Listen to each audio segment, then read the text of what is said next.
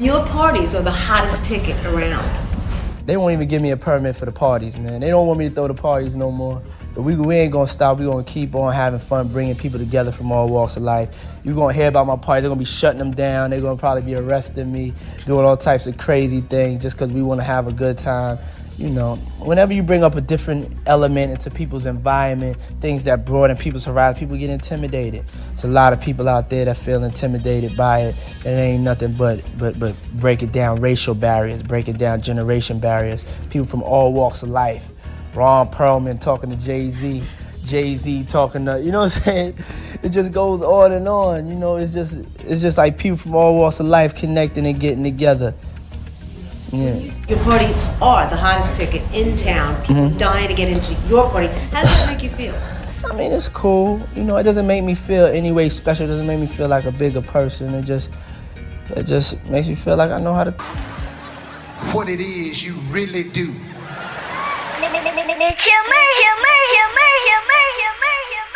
Yo, what it do, y'all? What it do? What it do? What it do? What it do? I'm your host with the motherfucking most. Chill motherfucking Murray, live from the Spot Podcast. Shout out to everybody tuning in and not tuning in. You know how we do and how we rock. What it do, God body? Original me over thoughts. What it do, everybody up in the building? Doodle diddly diddly doodle diddly diddly. Oh man, yes, that interview did not age too well. It did not age too well. What it do, Glenn? That movie was cold. Just Pizzagate is crazy. Pizzagate is something else. Pizzagate is something else. Shout out to everybody that is enjoying and tuning into the Patreon as well. I will also have up the last part of the Illuminati wife up there tomorrow evening, I believe. Yeah, tomorrow evening. I'm gonna have it up there. Also, I'll put the link, of course, to the Patreon for those that do need it still. But thank you all for subscribe. That those that have subscribed to the Patreon, I greatly appreciate that as well. Yeah, that Pizzagate movie is it's and see that's the thing, right? It's dismissed as a parody, but as we all know, even with Iron Sky, even though it's dismissed as a parody, there are a lot of factual things in it that you can definitely take from it and say, I wonder why they put that there. On top of the movie, like I said, was banned from Hollywood. Anything that's banned from Hollywood like that, and it's a parody, tells me I need to watch it. Because you're trying to tell me that there's something factual about it that Hollywood didn't like you were talking about. So, without further ado,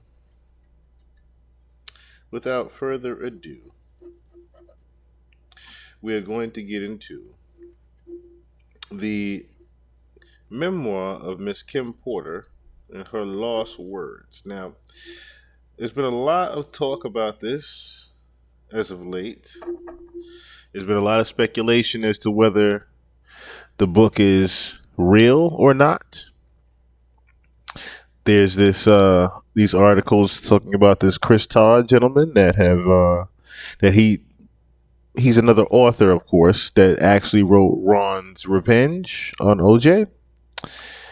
So my thing is, I figure we should at least read the book, or should I say read the pages from the book that we have here before anything. Before we just dismiss it as fake. That's just my take on that. I think we should all at least give it a fair reading first before we just dismiss it off as fake just because of an author's name.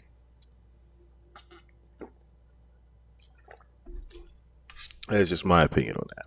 So, let's start from chapter 1. Now, of course, some of these pages we're going to be reading over because we actually read a good 5 or 6 pages. We read about 6 pages from the book just last night, or the other night, I should say. Yeah, just last night we read some pages from it. So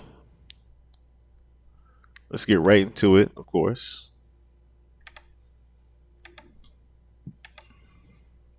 That's about as far as I can get into it without me not being able to read it my damn self. So, chapter 1, introduction.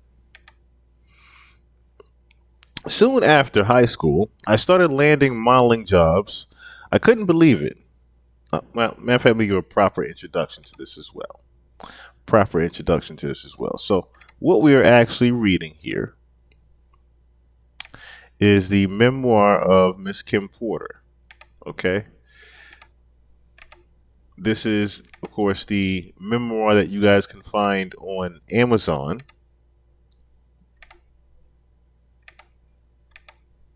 Now, again, there are a lot of things about this that people are saying could be fact, could be fictional. Okay. When it's titled A Journey for Justice from the Other Side, there are things that make me say, okay, maybe there is something in this that we need to pay attention to as well. And then it's also disguised as Jamal T. Millwood, but the actual author is supposed to be Chris Todd here, disguised as Jamal T. Millwood, which that was another thing that was alarming to me too. Why would one author disguise himself as another person? That was very telling to me. And then, of course, I look at the author, and he's literally only got one title. And Chris Todd doesn't have any. So that's another thing. Why would he disguise himself as a whole other author? And like I said, there's no actual proof that he disguised himself as this Jamal T. Millwood at all. There's just hearsay about it. And I keep seeing these articles about, let me also look at this too. So if I put in, it's right, getting these Twitter posts. I don't know who Bayonetti is, but Kim Porter did not write this book. A white man who never knew her wrote this book. A white man who profits off of exploiting black celebrity deaths and conspiracy theories wrote this book. Don't buy this book. Now, here's my thing, right?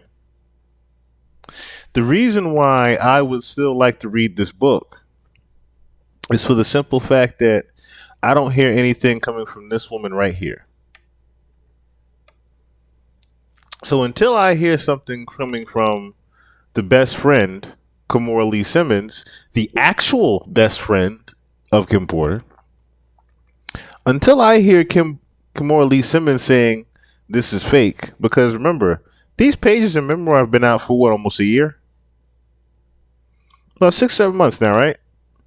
Kimora ain't said shit. Kimora ain't said this is fake. I haven't heard a peep out of Kimora saying this is fake. So again, until I hear from her, I would like to read some of these books. I would like to read some of this book here. Because the only thing I can think of is Diddy could be hiring private investigators, and he could be hiring people to say that this is fake. Because there could actually be something in here that implements him in something wrongdoing. Why are we not thinking about that? Why are we not thinking about the fact that Diddy could be hiring these people to say that this book is fake? I'm just saying. We shouldn't just quickly dismiss it, especially when, like I said, we have no factual proof that someone disguised himself as another author. We just have hearsay. Just saying. So, chapter 1. Soon after high school, I started landing modeling jobs. I couldn't believe it. It was all happening so fast. I met my husband, father of my oldest child, and one of my oldest friends in life, Albie Shore. It was a whirlwind romance. I was only 19 when we married. And no, it didn't work out. Al is still one of my best friends to this day. Our son Quincy is such a talented and wonderful young man. At that time, I had no idea my relationship with Al was going to introduce me the man that I would spend the better part of my life, adult life, with a man whom I would love and cherish, but eventually fear and hate. I don't want to put the cart before the horse, but I will say, although I knew what was going on, I turned a blind eye many times. Here I have to tell this truth. Unfortunately, because deep down I knew everything that was happening, but I lied to myself a lot. He was so charming, a wolf in sheep's clothing, a devil, and I fell for it. This story must be told despite the fact it will hurt my children. I cannot hide it any longer. Sean Combs must be stopped.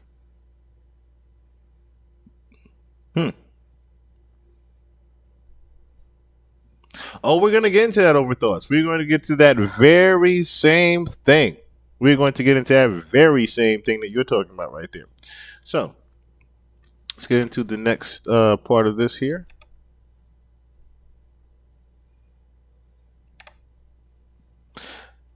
Chapter 2. Didn't mean to go that far.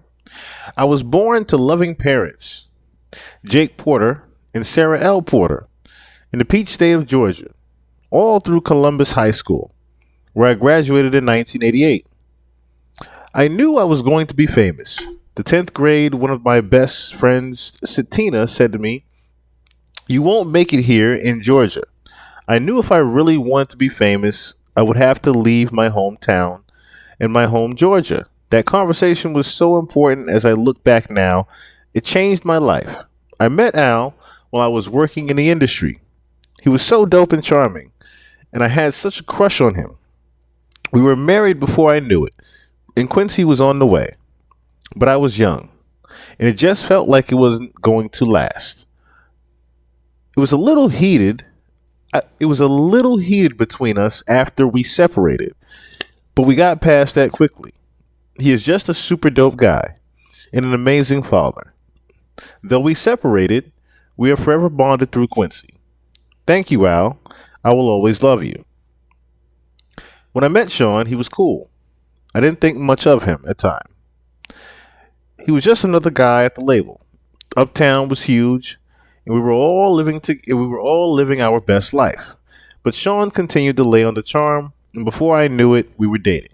As a young single mom at one of the hottest companies in the world, life couldn't get any better than it did. My boyfriend was getting even bigger. Let's go to the next one. Sean kept reaching out, but I kept ignoring his calls. Eventually, in a few weeks, we ran into each other at an event. He came over and sat next to me. We were cordial. He flattered me by saying, "You look so amazing." I replied with a simple "Thanks, Sean." I tried to get up to leave, but he pulled my arm as I turned to him. He looked deep into my eyes and said, "Look, what happened between us was weird, but I really care about you. Can we?" He paused, and I tried to use this as my attempt to escape. I pulled my hand back and said, "Sorry, Sean, I have to go." "Please, I think I'm falling in love with you. Can we talk?" My breath was taken away. Did he say he loved me? It was so fast. I wasn't aware of this as his manipulation tactic. Not yet, God, I was so young, so naive. He couldn't. He continued, "Let's just have dinner." And I fell for it. 2 days later, we went out for drinks at a lounge in Lower Manhattan. The place was nice. Sean was really coming up and pulling out all the stops to impress me. He pulled a chair out for me to sit. Back then, he was always a gentleman. He smiled and said, "Look," as he sat across from me. I hated it, and I never wanted to do it again. Give me another chance. Over coffee the next morning, I decided to give him another chance. So it sounds like there might have been, some type of discrepancy as far as some type of. This is okay. This might have been what Gene was talking about before, the early days of their domestic violence, because it happened so fast. It happened so fast. It happened so fast. And he was always an asshole with all his other girlfriends. So, I mean, it makes sense. So, for the next year and a half, things seemed, let me get this a little bit closer. For the next year and a half, things seemed pretty normal. It was fun. Things were going great, and we were living the dream that I dreamt about throughout my youth. Sean and Clive were working on Bad Boy, and he had his first couple of artists. He picked up Craig Mack, then some rapper from the West Coast called Notorious B.I.G. Now, here's where things get a little bit skeptical for me. B.I. was not from the West Coast. So here goes a little bit of a hole in the story with number one. B.I. went from the West Coast to help Chris develop. He was collaborating with the biggest names in hip hop to make it happen. Things could not be more amazing. Then he asked me to do it again. It was insane. Things could not be more amazing. Then he asked me to do it again. It was insane. Sean said, "Baby, I can't stop thinking about it.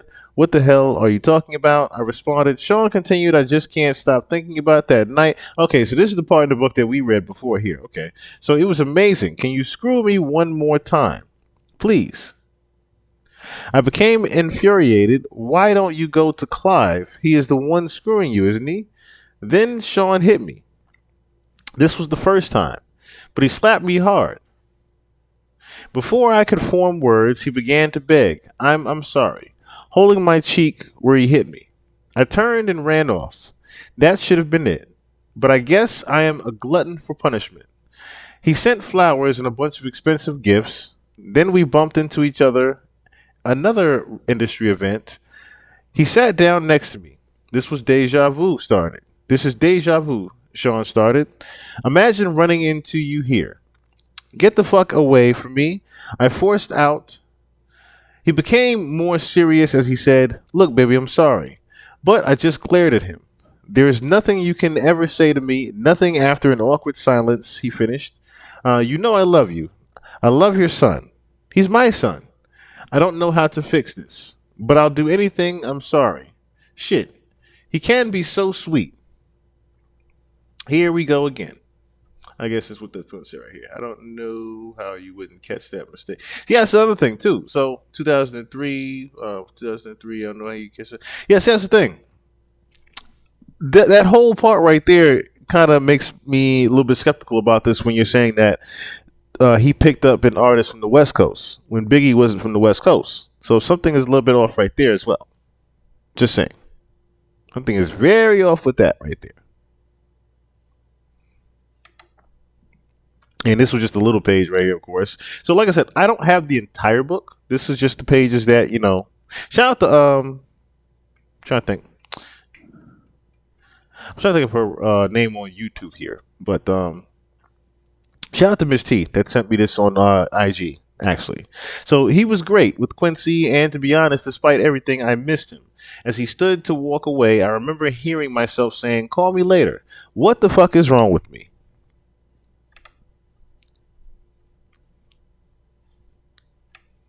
Get the other page out of here. Sean arrived with flowers in hand.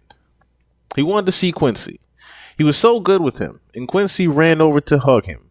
I felt my heart melting. Okay, so we did read this part as well last night. I felt my heart melting. He asked Quincy, "How you doing, Tiger?" Quincy looked so innocent as he responded, "I'm good. I miss you." Sean's response sounded genuine. "I miss you too. We'll hang out tomorrow, okay?" "Okay." Sean gave him a little love tap on the butt. "It's bedtime." Quincy replied, "Okay, good night." As he turned to head toward his bedroom, here was this man I fell in love with, but what was I thinking? Shit, not only does he want butt plugs, he slapped the shit out of me. So why am I still talking to him? They say the love is blind, but is it stupid too? As Quincy left, Sean looked at me and smiled. "Baby, let's go have some fun. The babysitter is on the way. I just want to show you a good time." I was so mad at myself for melting, I said, "Okay."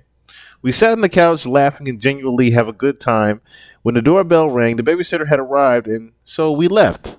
As we exited the house, a big man climbed out of the limo and opened the door for us. He wore a sharp suit with a gun noticeably tucked under his arm. I thought to myself, he could have made it visible invisible, or did he want me to see it? I guess it's the part about Big Gene right here, of course.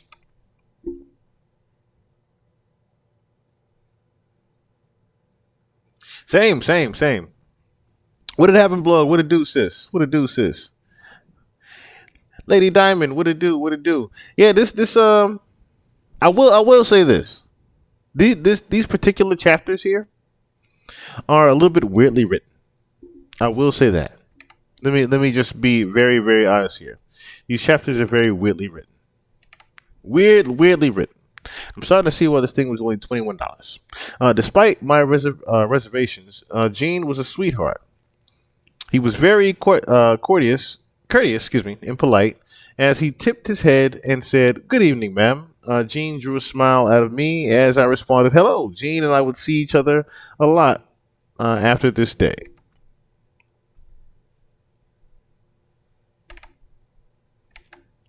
The year passed, and thankfully, we didn't have many bad arguments. Although Sean was strangely getting into voodoo, we had this part as well, I think. He would put curses on people, and I wasn't sure how to respond to that craziness. My problem as a single mother was I wanted to be married. He always had excuses and delays when it came to committing to marriage. His label was blowing up. Biggie dropped it, and it was Biggie dropped, and it was just about over. He also signed Mary J. Blige, and of course, when I found out that he slept with her, we fought. He claimed it was a mistake, and my stupid ass took him back. Again, Sean asked me for a threesome with her. At first, I was mad, but Mary was beautiful. It was our first threesome, and I loved it. Mary was sexy. I would not be doing this a lot, but it was so hot. I was young, and exploring my sexuality was enticing. Okay. So over the years, we brought other women into our bedroom periodically, and we were happy.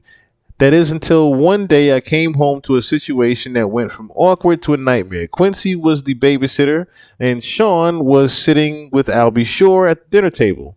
I had a child with Al, and Sean was the father in Quincy's life. The awkwardness of all of us being together had dissolved a long time ago, but it was still weird that they were here in my home together alone.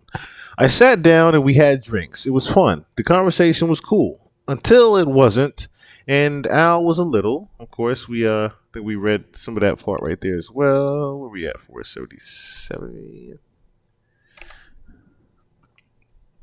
Move that up here. Well, this excerpt I believe we did read here too. So, loose after a couple of drinks. Al was a little loose after a couple of drinks. I remember him saying, "It's still weird seeing you with my friend, but you're happy, so I'm happy for you guys." Sean responded, "Thanks, man. Me and you we've shared so much. We've shared so much." Al replied, "Coolly, word." The conversation took an odd and awkward turn. When Sean said, "We all been together sexually, but not together," I was shocked for a moment as quietness lingered in the room. I asked, "What do you mean by all together?" Al shifted uncomfortably, but Sean didn't hesitate. "You know how we sometimes invite other people into our bed?" I couldn't believe it. "Oh, hell no. Sean, this is my son's father. Al, say something." What Al said was mind-boggling. I don't know. It could be kind of hot. "I miss you in that way." Although I couldn't believe Sean would do this, the truth was I still cared about Al, and this could be very hot. I just didn't want it messing up my relationship, and things could become awkward. How it would affect Quincy. So I asked, "Are you both sure?" I imagined both of them inside of me. I knew this would be awkward sexually. There would be some bumping of genitals, but what happened next, I couldn't have imagined in my wildest dreams. Al, blank, blank, blank, blank, blank. I couldn't believe it. I stood there in shock, but Sean, blank, blank, blank, I ran out of the room. This was too much. I couldn't. Sean called out to me, "Oh, come on, Kimmy." They didn't chase after me. They blank, blank, blank. Okay. And still to even, right now, zesty ass comment. Yeah, Wait, what? Wait, Harry Carey? That's funny. That's funny. Salute, chill. This book is something else. Yes, it is, lyricist. Yes, it is. Yes, it is. We all have to do his figure out the year. We all have to do this. Figure out the year Clive and Diddy, the soundtrack for Bad Boys movie. Yeah, that's quite. That's a good. That would be a good observation to look into. That would be a good observation to look into. So I mean, like I said, so far, some of these pages we actually have read on the channel last night. And like I said, this particular part, I was a little bit taken back. I still am taken back by this particular part in the reading, because from even the blank, it definitely sounds like, during the threesome that, Al B. Sure and Diddy started to do their own thing, and Kim ran out of the room. Kim pretty much couldn't take what was going on anymore, and it went from awkward to so to speak. I mean, I get it, but at the same time, this is where things get a little bit, fuzzy as far as just reading this. You start to ask yourself, okay, did this really happen? Or is this, of course, the writer just trying to be juicy in the time right here?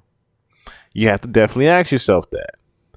But at the same time, I also say to myself, it's not as far-fetched as you really want to think.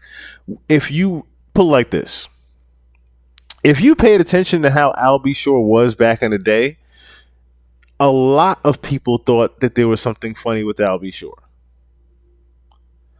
And that's not just me being funny. A lot of people thought Al B. Sure was gay back in the day. That's not me just saying that. Right. That's not the part that makes this unbelievable here. It's very believable that Al B. Sure could have had a gay moment with Diddy, considering how Al B. Sure was. Hell, you listen to his ad libs, you think something funny with that nigga. I'm just saying. Even the way Al B. Sure sang, you thought something funny was with Al B. Sure. Right.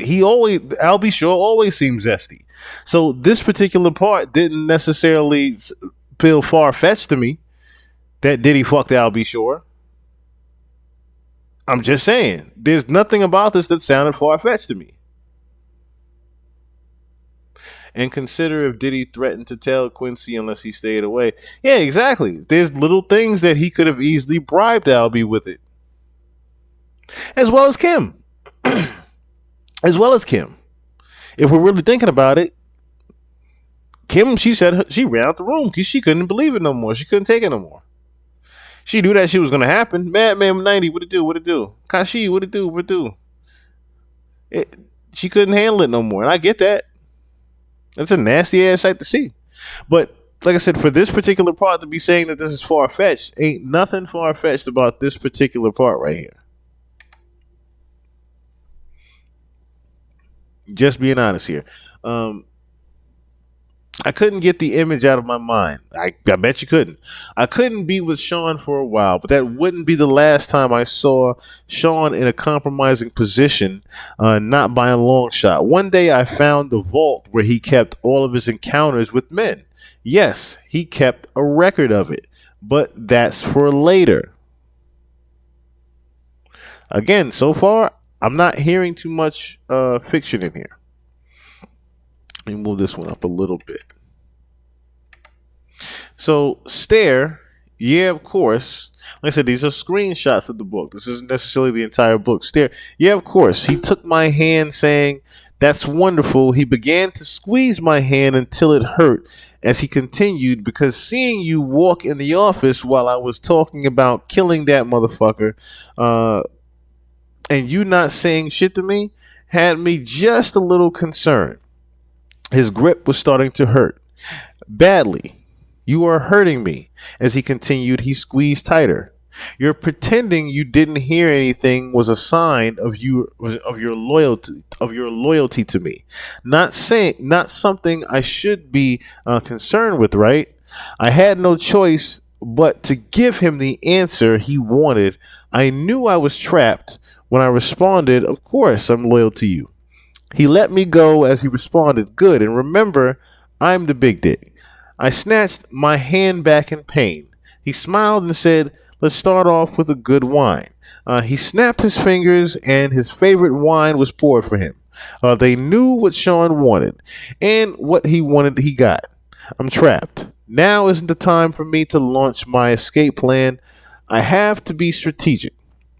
It's going to be hard to leave the glamour, the glitz, the lifestyle. I mean, this man just snapped his fingers in one of the most exclusive restaurants in New York City, and they poured his drink of choice.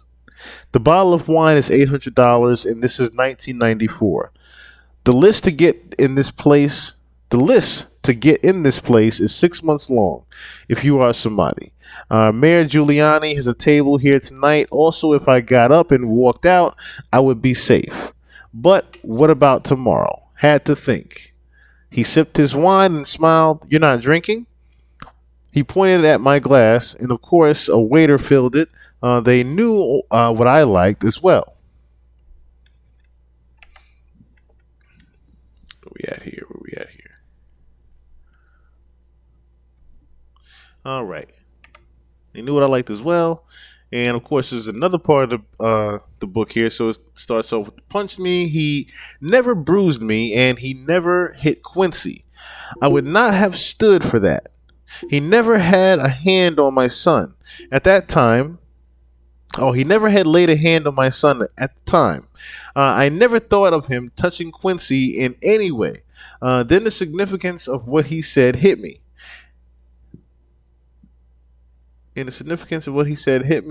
Is he mad at Tupac over me? I'm the big dick. Oh my God. The last time he put his hands on me, it was because I enjoyed Jamie Foxx too much. Ooh. That's a sticky one there. Shit, he enjoyed Jamie too. Ooh. He gets so insanely jealous. It's not fair. He wants to bring other men into the bedroom, but gets jealous when he does. Damn, you're quiet tonight. He said, snapping me back into the present. I asked the question that was burning in my mind since I walked into that office. What does Chris think of this? Chris who? What's she talking about here? What does Chris think of this? He looked at me coolly and said, his fat ass better just keep doing music. I wonder who he's talking about there with Chris. Okay. A third guest was escorted over by security. Sean motioned for him to sit. A waiter walked over to Sean Carter, Jay-Z, and asked, would you like something? Jay-Z responded, no thank you, then said hello to me with a smile. Smiling, I replied, hey Carter, and took a sip of my drink. The Shawns may share a bed together from time to time, but thankfully I was never asked to join. Jay-Z went on to speak to Sean. I thought we were meeting in private. Sean replied with a nonchalant shrug. I had discussed something with her. It's fine. Go ahead. We wielded this kind of power. Carter shifted unfortunately in his chair before continuing. It's true. Chris and Pac were about to start their own label. Okay, so you're talking about Christopher Wallace. So it's talking about Biggie and Pac were about to start their own label. So Sean slammed his fist against the table, shouting, doesn't anyone have any fucking loyalty? Oh, okay. So this is 1994. Remember, okay. So this actually, if we're being honest here, let me read the rest of this before I say what I'm about to say. Sean said, anyone have any fucking loyalty, Carter? Well, that's not happening now, right? Sean peered at Carter with distrust. Why the fuck are you so eager to share this with me? Okay, so. Yeah, Biggie and Pac. So here's the thing, right? Here's the thing. Cheryl Knight, what's good? So here's where things get a little bit tricky right here, right? So even though there was one loophole. The only loophole in this entire story, Medusa, what's good? What's good? The only loophole that I found in this story was the whole West Coast, Biggie being from the West Coast thing. That's literally the only thing I found as far as a loophole in this. Or should I say there's a false accusation in this. The other thing that is actually true right here, Choke No Joke can actually verify that ending part right there to where Jay-Z told Diddy that Biggie was leaving the label, as well as he told him that he was starting a label with Pac. That part is fact. That Jay-Z is the one that told Diddy that Biggie was leaving the label. That part is actually fact. That part can be proven. We listened to that from Choke No Joke himself here on the channel. Hey Cheryl, how you doing? We confirmed that just the other evening. Or should I say last night? No, not last night, but yeah. Saturday, we confirmed that one. I said Choke No Joke said it out of his own mouth. Jay-Z is the one that told Puff that Biggie was leaving Bad Boy and starting his own label.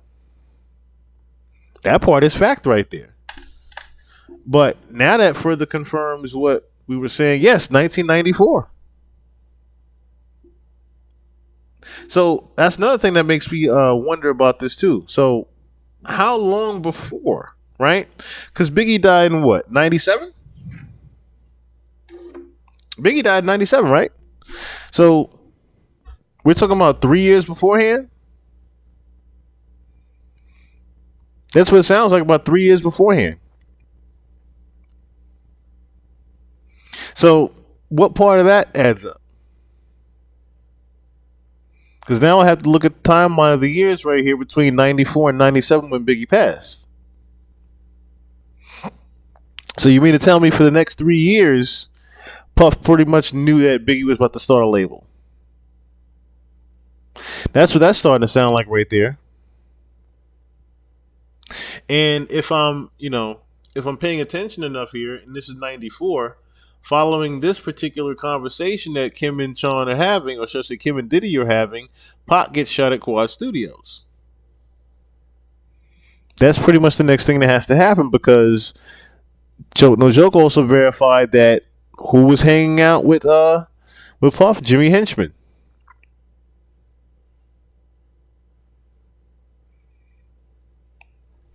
That's the thing, they never had beef. Biggie and Pac never had beef to begin with. They never had beef to begin with. The only reason Pac felt any type of way toward Big was the Who Shot You record that Big was forced to put out. Pac had no malice towards Big. He said that numerous times. His beef was always with Puff. Exactly. He didn't mention him in Against All Odds. That whole thing was about Quad Studios and Against All Odds. That whole thing was about Quad Studios and him knowing about Haitian Jack and him knowing about Jimmy Henchman. He knew that Biggie had nothing to do with that whole shooting. But he knew Puff had something to do with it. That's why he went at everybody else. That's why he went at Biggie. The only reason he went at Biggie was because of the Who Shot You record that Biggie was forced to do, but Pac didn't have a clue as far as him being forced to do the record. It was a fuck it, you get it too type of thing. But as you're right, and Against All Odds, that was mainly about who he actually knew had something to do with him getting shot. Jimmy Henchman and Haitian Jack, as well as Little Sean. He pretty much broke down the whole goddamn story. He broke down the entire damn thing. So that part is actually very, very factual right there. So like I said, the only part so far that we have heard that is not fact is the part about Biggie supposedly coming from the West Coast. But so far, the rest of this is showing to be very, very true right here.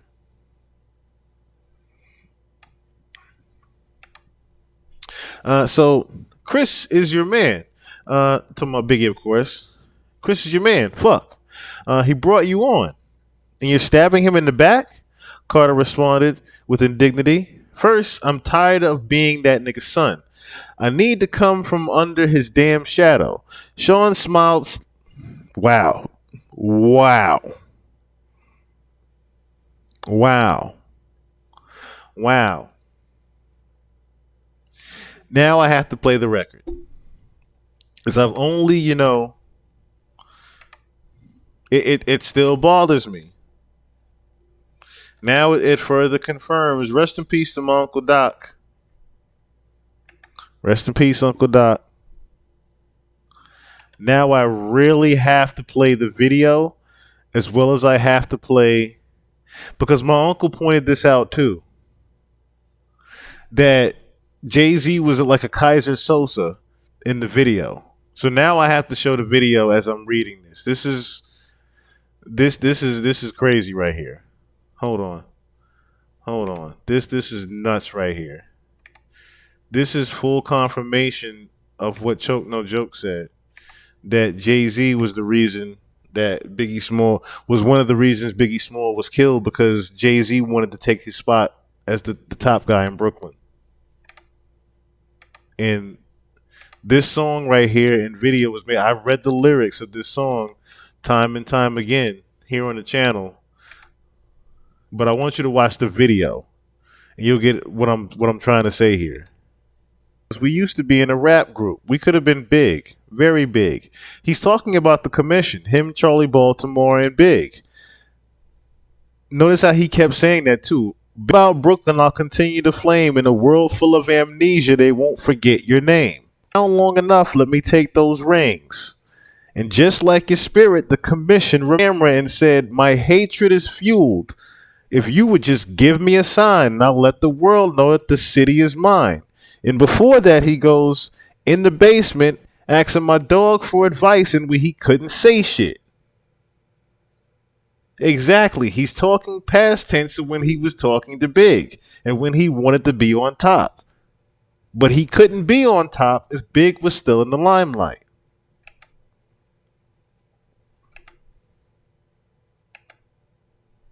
This pretty much confirms, again, what Choke No Joke was saying, that Jay-Z pretty much helped Diddy remove Biggie so that Jay-Z could become top dog. So as we continue reading here, Jay-Z responded with indignity. First, I'm tired of being that nigga's son. I need to come out from under his damn shadow. Sean smiled slightly. Okay, I respect that. Jay-Z kept going. On top of that, this nigga is making that move, and it shouldn't have been with me. It should have been with me. So again, he's jealous that the commission didn't pretty much get started with him starting the label. That's what Jay-Z was mad at. He didn't start the label with him. It sounds like Jay-Z already wanted to get out of under Dame Dash's skin, or even early on back then. So Sean looked at Jay-Z. Diddy looked at Jay-Z blankly. Pac put Biggie on. You know this. What's this really all about, Jay-Z? What's this really all about, Carter? Don't fucking try to play me. The Jay-Z of today wasn't born yet. This young Sean Carter was in over his head. Cornered, he had to spill it out. I want his spot. Ambition. Now, this is a man I can work with. Sean made a grandiose gesture toward Carter. Waiter, get this motherfucker whatever he wants. Carter smiled. Thank you, Sean responded. Honesty and ambition. We're going to make a lot of bread together. Carter ordered a drink. As he stated again, guess he won't be leaving with that nigga to do their own label now. Sean responded with his normal air of arrogance. Why don't you let me worry about that?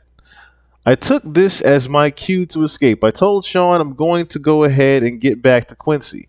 Sean was wrapped up in his conversation with Carter and barely noticed as he excused me. Have the limo drop you off. We didn't eat. He didn't care. I smiled and kissed him on the cheek and left. Exactly. Diddy took Big out. So that means Jay-Z wanted Tupac and Biggie out of the way. Yes, pretty much. Pretty much. And as you can see, Jay-Z pretty much became what? The top dog in hip-hop once those two were gone. And of course, you go further up the line of the years, guess who comes out and gets in his way? 50 Cent. Because at the time where Jay-Z was becoming the bigger dog in 2002, 2003, only dudes moving units and Pimp Juice and us. The only other person that was under him that was, giving him somewhat of a hard time was DMX, because DMX had went double platinum. He didn't worry about LL Cool J. He wasn't worried about anyone else because Biggie and Pac was already gone. So he easily became the top dog as far as receiving the bigger bags and the residuals from labels. So even though Jay-Z wasn't the top guy on Billboard #1, he didn't have to be. He didn't want to be. He just wanted to have the money and the accolades that came with it, which he did get.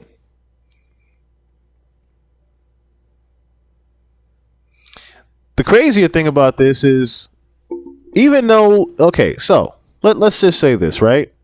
What if this is necessarily fact? Or should I say, what if this is fiction, right? There are too many things in here that can falsify the fact that this is fiction. The first thing being that it's very true that Jay-Z wanted Biggie's spot. The second thing that also holds true is the fact that this is a young Kim Porter just listening in on what's going on right now. The third thing that you can also take from this is the fact that we all know that Diddy definitely had something to do with the removal of Pac and Biggie. For this so-called writer to take it upon himself to take an actual excerpt from history and place it in this book, I doubt this has anything to do with exploiting black culture. If we're being very real here. Why would this writer put this in the book if he was trying to exploit black culture? This is no more than an actual detailed secret, as Kim Porter has said herself that she would have in the book. This is a rumor pretty much that has come to life inside of an excerpt. And if Kim Porter's eyes are the one that witnessed and ears are the ones that witnessed this conversation, I think it should be taken listen to. Just saying.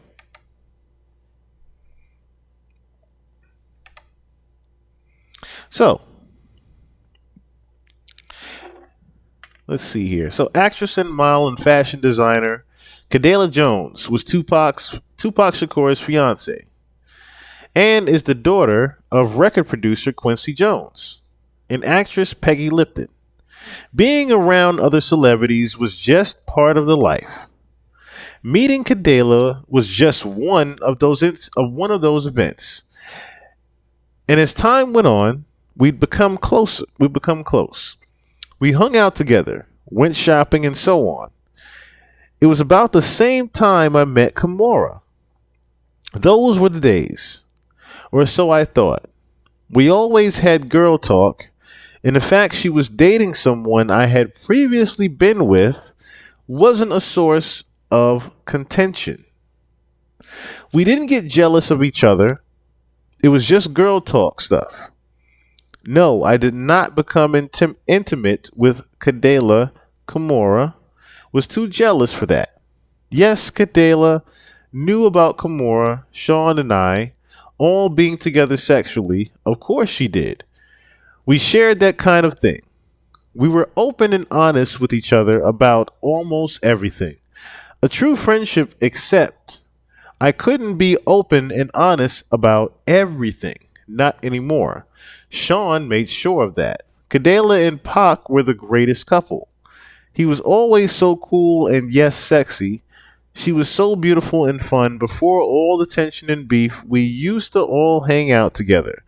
It was always dope vibes, but with Pac shooting and the suspicious surrounding Sean and Jimmy, the vibes between Kidada and I weren't always perfect. Then came that night. Award shows weren't anything new for us at this point. We dolled up as the men. Okay, so if we're being honest here, right? Again, some things can actually be fact checked, can't they? So let's look up something here. Kimora Lee Simmons, Diddy, Kim Porter, photo shoot.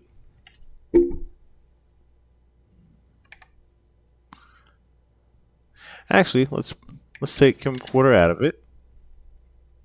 Let's just look at the Kimora and Diddy's photo shoot. Now, I wonder if they actually held that inside of the... Actually, no, wasn't that in the lawsuit? That was actually in the lawsuit, that picture of Kimora laying down with Diddy.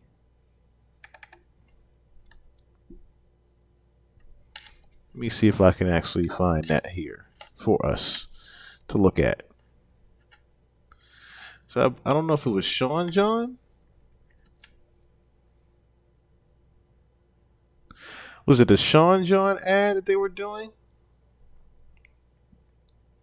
I wish I could remember what case it was that we were looking at. Actually, no. I do remember what case it was now. Now I remember what case it was. Hold on. I know exactly which one it was. I know which one it was. 1 second. It was English's court case. Because I believe her court case had Russell Simmons and everything else in there. Let's see.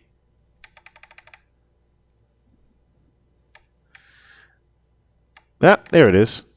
Okay.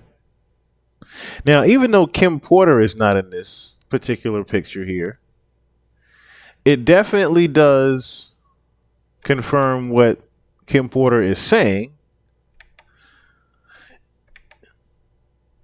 because everyone spoke about this particular picture here with Kimora laying on Diddy's lap. The unforgivable photo shoot, and as you can see here, cologne advertisement featuring Kimora Lee Simmons. So there's definitely proof there that Kimora and Diddy have done something. And we talked about that before. But Kim is saying in her book that all three of them had been together. Now, that's not Kim in the background, of course. But we do know that this is definitely Kimora laying on Diddy's lap. And even if this is some type of photo shoot, this looks like the aftermath of something else happening, doesn't it?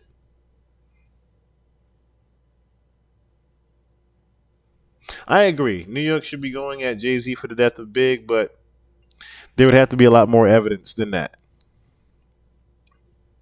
to, of course, to convict him, unfortunately. But I do agree with you there as well. I definitely do agree with you there.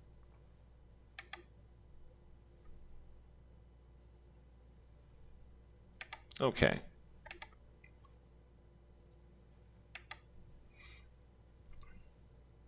Let me read this here. Okay, so I feel like this came out too quickly for someone just being a culture vulture. Yes, that's another thing. It came out too quickly. Now, I agree with you there, but furthermore, here's the thing. The book also came out right after he got arrested. If this was something that was just trying to exploit black culture and this was, something that was fake, why would the person wait till Diddy was arrested?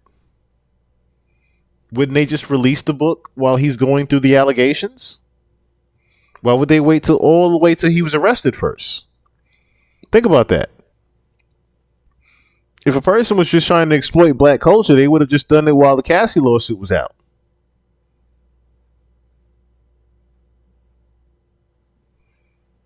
That's my hops. Furthermore, as I said before, who's to say Kimora Lee Simmons isn't the one that is in possession of some of these flash drives and give it to the author? Kimora Lee Simmons isn't going to write a book. She's going to give it to someone else that can. Correct? I'm just saying.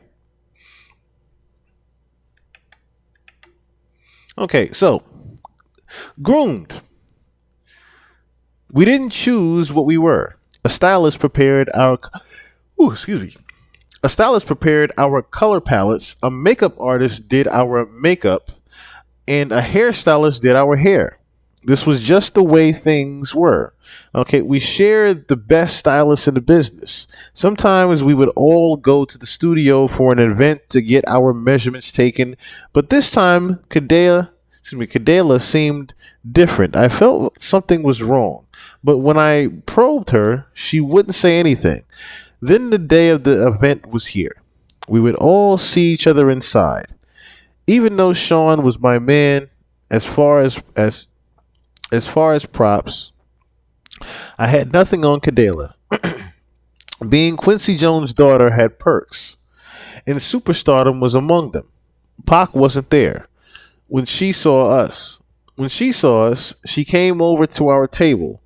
We sat around kicking it in a very dope vibe. Sean knew he was going to clean up his award show. Was going to clean up this award show. He had all but taken over the East Coast musically. With all the hits, there really was no way he couldn't. Bad Boy is Hall of Fame stuff now, and Sean P. Diddy Combs knew it. Sean smiled at Kidada as she sat at our table, but something about that smile didn't seem authentic. Soon I would know why. He's sick. When he has a grudge against someone, when she has a grudge against someone. As she sat, Sean said, Bad Boy is going to clean the fuck up.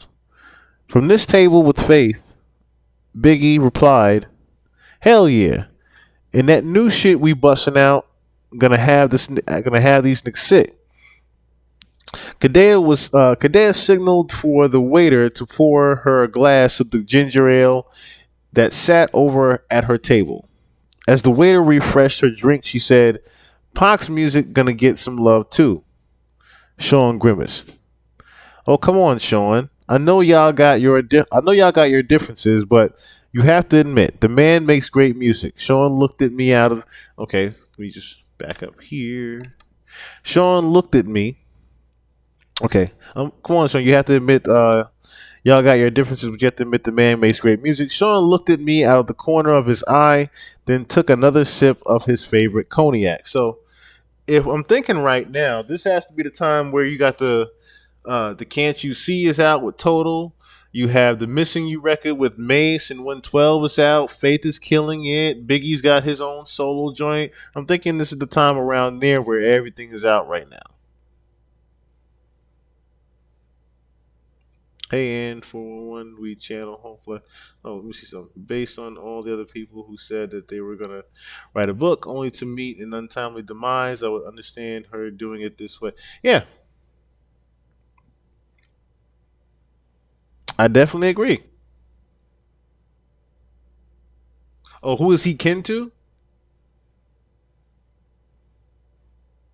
Yeah, that's the thing. I don't know who this person would actually even be kin to. And that's what I'm saying. I don't think this is a family member that necessarily got this. I'm starting to think that this is Kimura herself that got her hands on it because she's been the quietest one since all this has come out. And she's the one that got an author to publish this. That's what this is starting to sound like. I'm just being honest here. This is pretty much too detailed for it to be, anything completely fictitious or completely fake, I should say. Replied, Bad Boy got the hottest music on the fucking planet, but I ain't tripping. Everybody got to get their shine, right? Kidada sighed. Sean, Tupac thinks you were involved with him getting shot. You two were so close. You need to make this right. Sean responded indignantly, Why the fuck would that nigga think I had anything to do with it? Kidada retorted, Sean, can you blame him? Sean was obviously not happy with that question by his reply. Hell yeah, I blame him. We had a good thing going, all of us. That nigga turned on me. And he has the fucking balls to blame me for his shooting? The indignity he managed to spew out while lying through his teeth was something I did not expect. I was thrown back for a moment before interjecting. Do we have to do this tonight? It's Sean's big night. Kimura heard the ruckus and made her way over to our table as well. She sat down and said, Hey, everybody. with that big dimpled smile. I smiled and replied, "Hey." Kidada also seemed happy to see her as she said, "Hey, what up, Kimmy?" Kimura, never the type to hold her tongue, went straight at it. The whole place is buzzing with the fact that you're sitting here accusing Sean of having Pac shot. Y'all kinda loud. She laughed. Kidada seemed embarrassed as she looked around to see everybody staring and whispering, but she wasn't about to back off. In fact, she doubled down. Anybody here not talking about it ain't real anyway. We all know Sean was behind it. Kimura forced a smile. "Honey, we don't have to do this here." Kidada made clear she was not to be silenced as she continued, "Oh, let's not hurt the feelings of Sean Puffy Combs. He only had one." So, here's my thing, right? Again, this is starting to sound way too detailed for this to be fake. Especially if we're talking about that conversation right there. Choke No Joke again confirms that yes, Diddy did have something to do with Pac being shot the first time, because we told the story of how pretty much Diddy was with Jimmy Henchman the night that Pac got shot at Quad Studios. Biggie was doing a studio session with Little C's and Junior Mafia underneath underneath Diddy's nose. Diddy had nothing to do with or know that there was a Junior Mafia session going on at the studio. So Diddy was going to run down on Biggie at the studio, but he was with Jimmy Henchman at the time, not knowing that Pac was also on the way to that same studio, while he also had beef with Jimmy Henchman, and he was with Haitian Jack. So when Pac gets shot at the studio, he automatically thinks Puff had something to do with it. He didn't send Jimmy Henchman to shoot Pac that first time in the studio. He only just paid for the hit after Pac pretty much started to threaten his life. As Choke No Joke said, this was not an East Coast, West Coast beef. This was just a beef among two niggas that just started to hate each other after a while. Mainly Diddy and Pac. That's really where the beef actually came from. Just Diddy and Pac not liking each other. So of most of the prolific rappers in the game shot, Sean clenched his hands into fists. If this was anyone else, this would have turned ugly. But this was Quincy Jones' daughter. Sean was a monster in the streets, well feared by men that knew, but he did not want any of the smoke Quincy Jones could bring. He didn't want any of the smoke Quincy Jones could bring. Kidada could continue with impunity. Sean could not touch her. Christopher and Mary, both wanting to defend the super producer that made them famous, both started to stand and make their way over to the table. But Sean signaled them off with the firm motion of his hand. They remained in their seats watching helplessly. Kidada seemed to be on a full rampage. "You're not safe in the street, Sean. You think you're untouchable." Kimura seemed almost red in the face. Once she grabbed Kidada by the hand, saying, "I gotta go to the restroom." Kidada, not willing to stop, snatched her hand away, yelling, "Let go of me." Kimura needed her to get a grip and said sternly, as a parent speaking to a child, "My tantrum." Kidada turned to her head and yelled, "What?" Kimura nodded toward the crowded room, and Kidada looked around. Kidada looked around. Here she deflated slightly. Kimura, now in control, spoke firm but softly, "Let's go powder our nose." Kidada nodded with a grimace and gave a sharp look back at Sean as she walked away. As the tension slowly melted away, I asked Sean, "You okay?" Sean didn't reply at first. He looked around, saw that no one was really paying attention now that the ruckus had died down, and stood to get the pitcher of ginger ale from Kidada's table. He poured himself a drink from it. Looked around again, saw no one was paying attention, and put the pitcher under the table. Now she's asking the question, of course, what was he doing? Oops. Not sure what I did that there.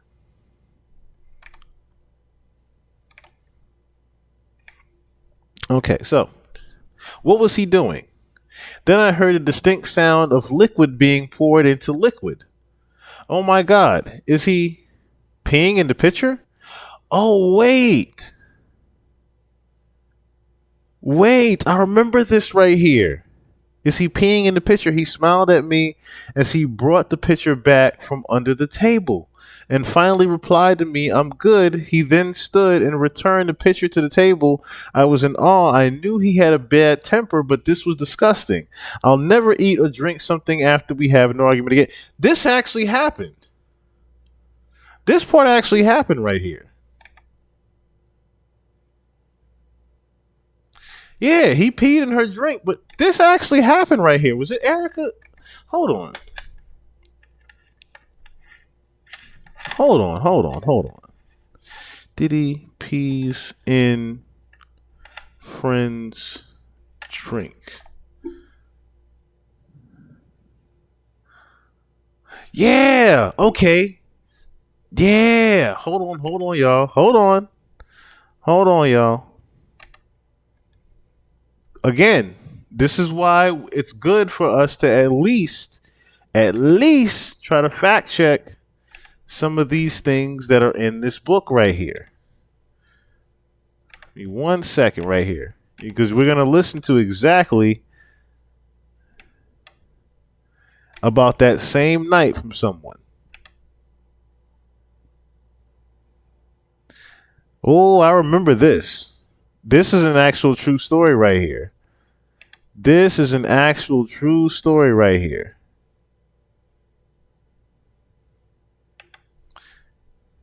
Give me 1 second right here.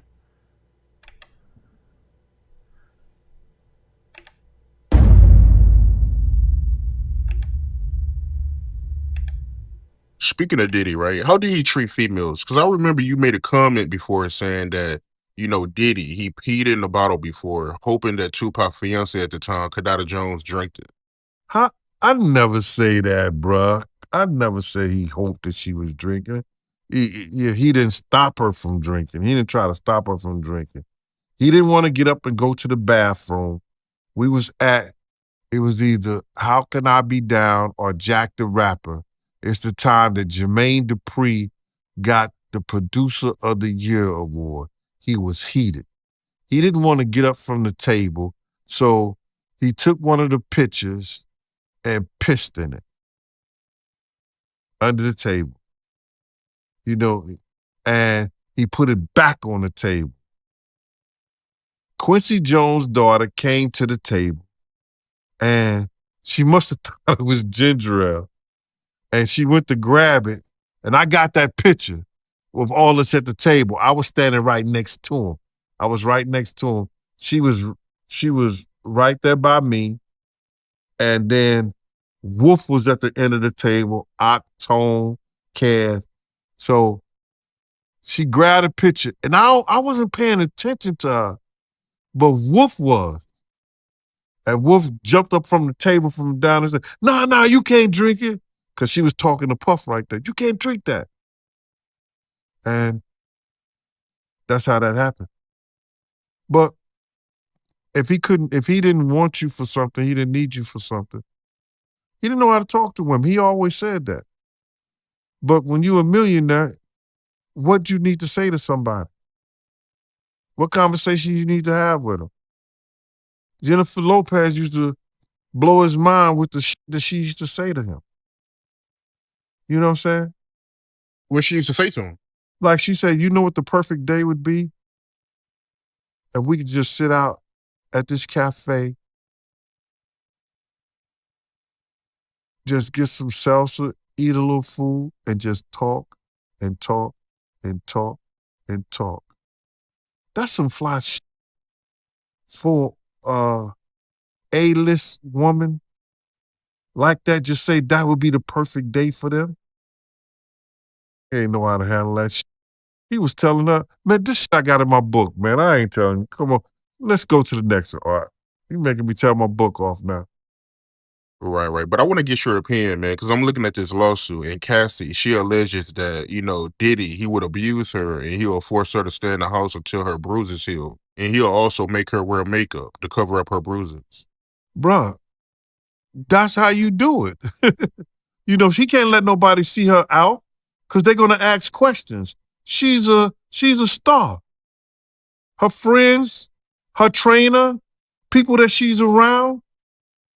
If he beat her, he gotta send her away. Or he gotta keep her in the house so she don't go nowhere. Put her like she in prison, put her food under the door. Or put it outside the door, and then when they walk away, she gets her food. It's crazy. Puff was a monster. That's pretty much confirmation right there that see, yeah, he meant to do that. You're absolutely right, lyricist. He meant to do that shit, and the pages in this book pretty much confirm that he meant to do that. Like I said, a lot of these things in this book we can pretty much fact check. We don't necessarily have to just go off of the hearsay of the words of the book. A lot of these things we can pretty much look up and see if they actually happened.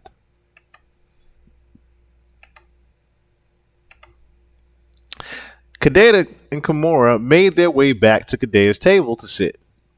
As Sean watched on quietly, Sean made small talk. Which songs do you think they'll give me awards for? As Kidada poured her drink, Sean's bodyguard made his way over the table. Here comes Jean. I think he stopped her from drinking, as everyone else just sat and watched. Jean risked incurring Sean's wrath. If I'm right, relieved, I replied. Babe, your catalog is crazy. It could be a lot of songs. Sean glared at Kidada's table the entire night. Wow. Literally tried to get her to drink piss. What a monster. What a monster.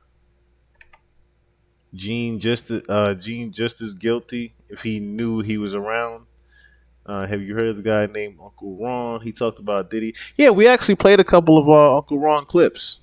We played a couple of Uncle Ron clips. Hell, Uncle Ron actually predicted Diddy getting arrested too. He literally said that Diddy was going to get arrested as well. He was another one that said it. So we had a wild night. It was after one of Sean's infamous parties. Everyone was there. And we not only had threesomes, but we also swapped partners. So this is the whole swinger thing that Gene Dill was also talking about too, to where Kim and Diddy pretty much were sharing different partners. So our sex life was crazy, but I got to do things with Sean I would never have been able to do with a straight man. Sean cared about me, but it was becoming more and more obvious that he preferred men. I was beginning to think I was there more to cover his wild desires than because he really wanted to be with me. He was like Caesar, every woman's man and every man's woman. Wow, that's crazy. But truthfully, at that stage, I was becoming okay with it.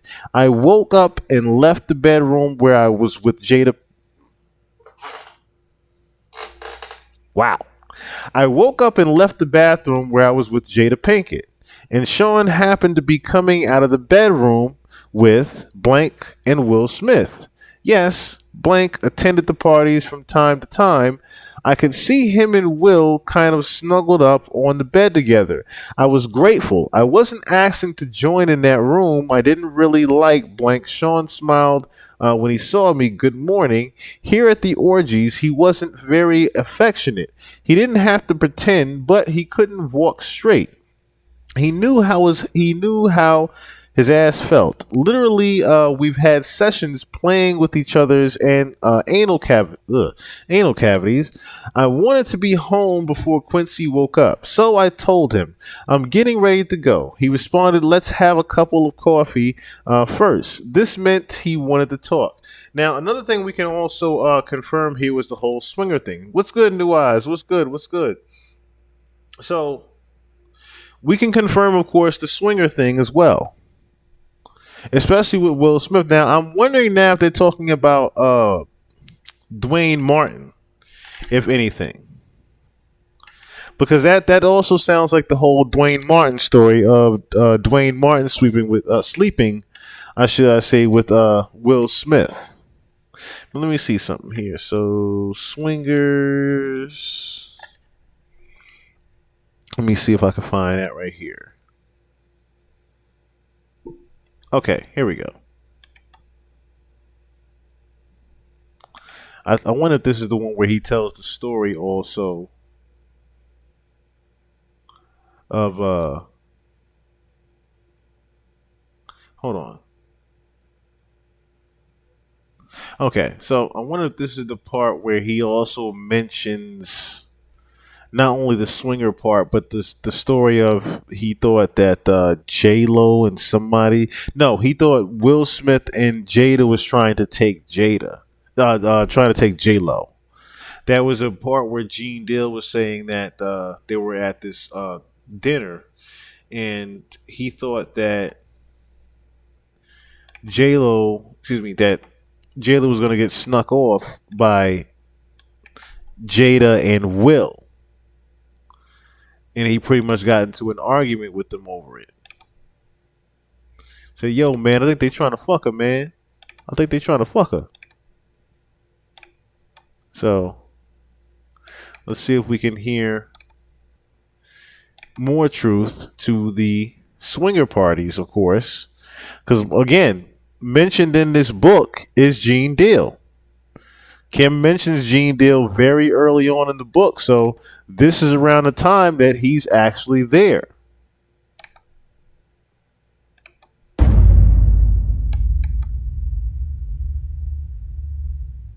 Kim Porter, we all know about the time that she cut Diddy with a corkscrew. Do you recall any other time that her and Diddy got into it? Well,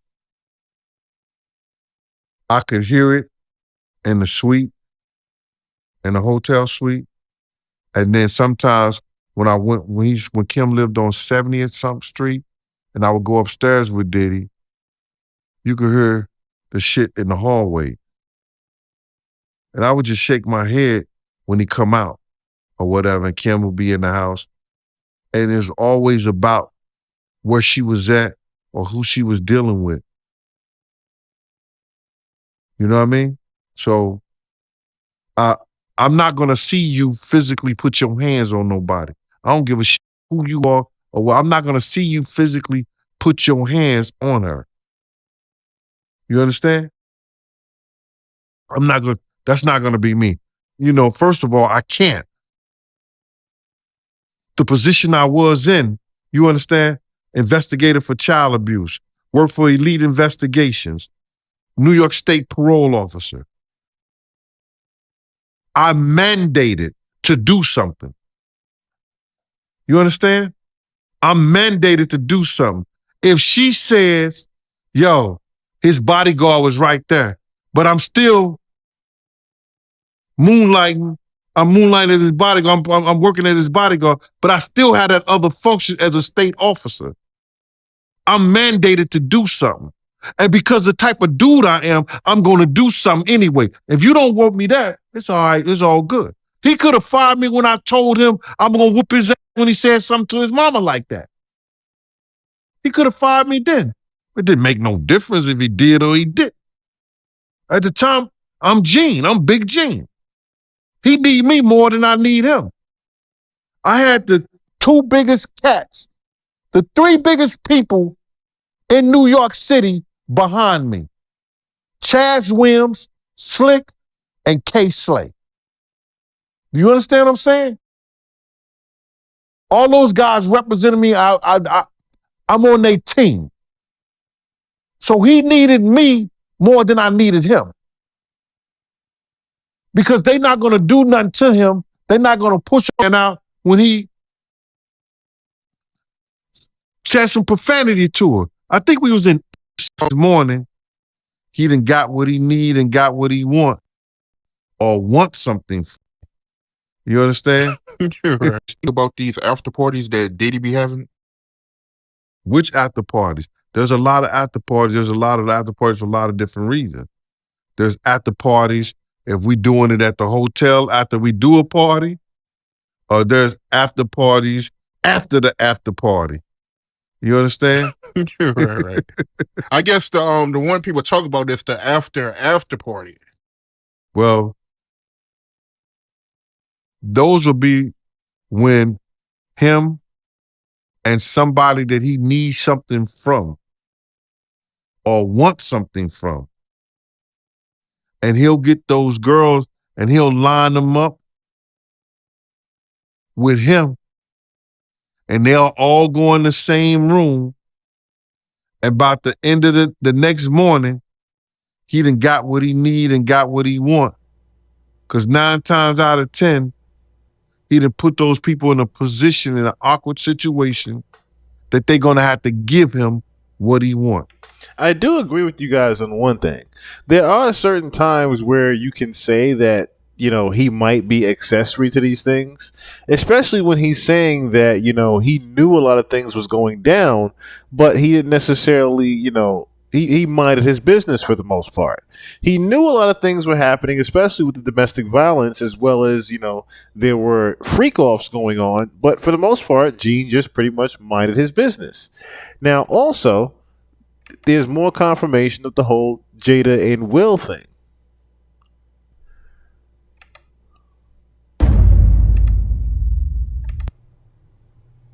I said, my man, you broke. You know what I'm saying? You asked me for cigarettes, man. What, you broke or something? You understand? But I knew he was waiting on both of his contracts. He said, I ain't broke. Look at this. He had a contract for $62 million. $60 or $62 million from Atlantic or either Capitol Records. I'm not for sure. And that was for all the groups that he was finna start. So now, his mother calls him on the telephone and says, yo, the contractor said that he's not going to finish this work unless he gets $60,000. Now, I believe Big was out there working on Puff album because he needed the money. He was probably cash money broke, but he was getting these contracts that was going to make him a millionaire and rich. So let's stop right there. While we're also confirming the whole swinger thing, let's take note to what Gene is saying. Earlier, we also talked about in the book that Biggie was pretty much leaving and getting his own label. With $62 million, he pretty much could have started his own label as well as got the label started with Pac. So this, of course, confirms why Jay-Z was mad. Back then, $62 million was a lot of fucking money to get a label started. And one of the biggest artists at the time was Biggie Smalls. The second biggest artist, or should I say the first biggest artist, was Pac. So the two biggest rap artists starting their own label was something that the label execs pretty much didn't even want. So now it makes even more sense why the government pretty much helped Diddy get rid of Biggie and Pac. $62 million to start a label. And now this also pretty much puts a little bit more light on why Kim Porter thought Biggie was from the West Coast. Because at the time when she met him, he was on the West Coast. They were all on the West Coast at Diddy's house. Or not Diddy's house, but this was pretty much when Diddy had the house in LA. So she thought that Biggie was from the West Coast because they were already in LA. It makes a lot more sense now, especially when Gene's saying that Biggie was pretty much on the West Coast in LA, just pretty much helping Diddy write for, I guess you could say at this time, he was writing for No Way Out, Puff's new album that was coming out. That makes a lot more sense now. – 'cause. – 'So when I'm hearing him on the phone with his mother, telling his mother, "Ma, don't worry about it. Give me the number. Give me the number. I'm gonna have somebody handle it. Give me the number, Ma. I'm gonna have somebody handle it. Don't worry about it." As soon as he hung up the phone with his mother, I said, "Damn," cause see, Big always try to get at a nigga and stuff like that. So now it's my time to get at his ass. I was like, "Yo, damn, man, you owe everybody." He's like, "Yo, I owe everybody." I said, "Yeah, nigga, you owe Mac Gadget $30,000 because he put all those drop boxes in your trucks and shit like that, and you ain't paid him yet." Yo, that motherfucker was stuck on stupid. He was like, and then I think his eyes may have gotten straight at the time because he started looking at me. "Yo, how you know that?" I was like, "Yo, niggas talk, Big. Niggas talk all the time, bruh. Here, you want to borrow another cigarette?"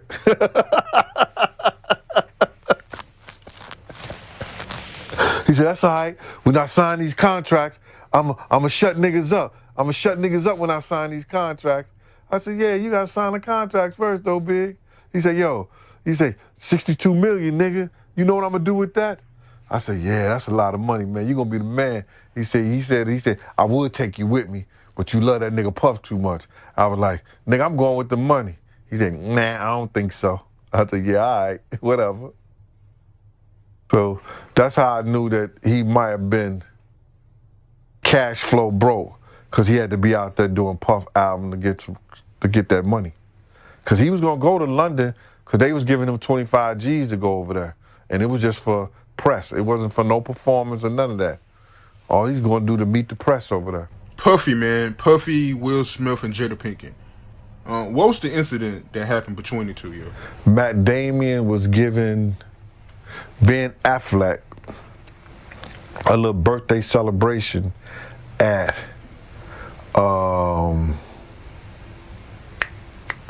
the Four Seasons.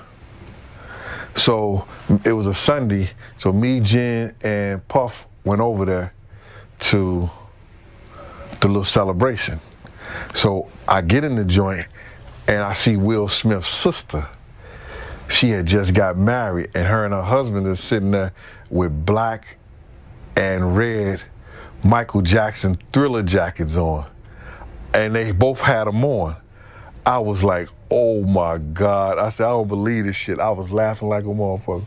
They had matching Thriller jackets on. Now, she looking at me funny because when I was in Cali, she had tried to talk to me. You know what I'm saying? But I don't give a fuck how much money Will is making. I would never talk to her. It's not my speed. You know what I'm saying? It's definitely not my speed. So I'm over there, and I'm like on the other side of them, while Puff, Jennifer Lopez, Matt Damon, Ben Affleck, Will Smith, and Jada Pinkett. They all over there, and they drinking, having fun and stuff like that. So about an hour or so, Puff come over to me. He said, "Yo, Gene, come go to the restroom with me." I said, "All right." We walked to the restroom. And I said, we walked to the restroom. I said, "Yo, what's wrong, man? What's up, man? What's wrong with you?" He said, "Yo, I think Will and Jada trying to pull Jennifer. I need you to come close to me, close over there by us, because if he keep on with this bullshit, I'ma snuff his ass." Nigga Will go beat the shit out you. And if it's one-on-one, I'ma see what he got.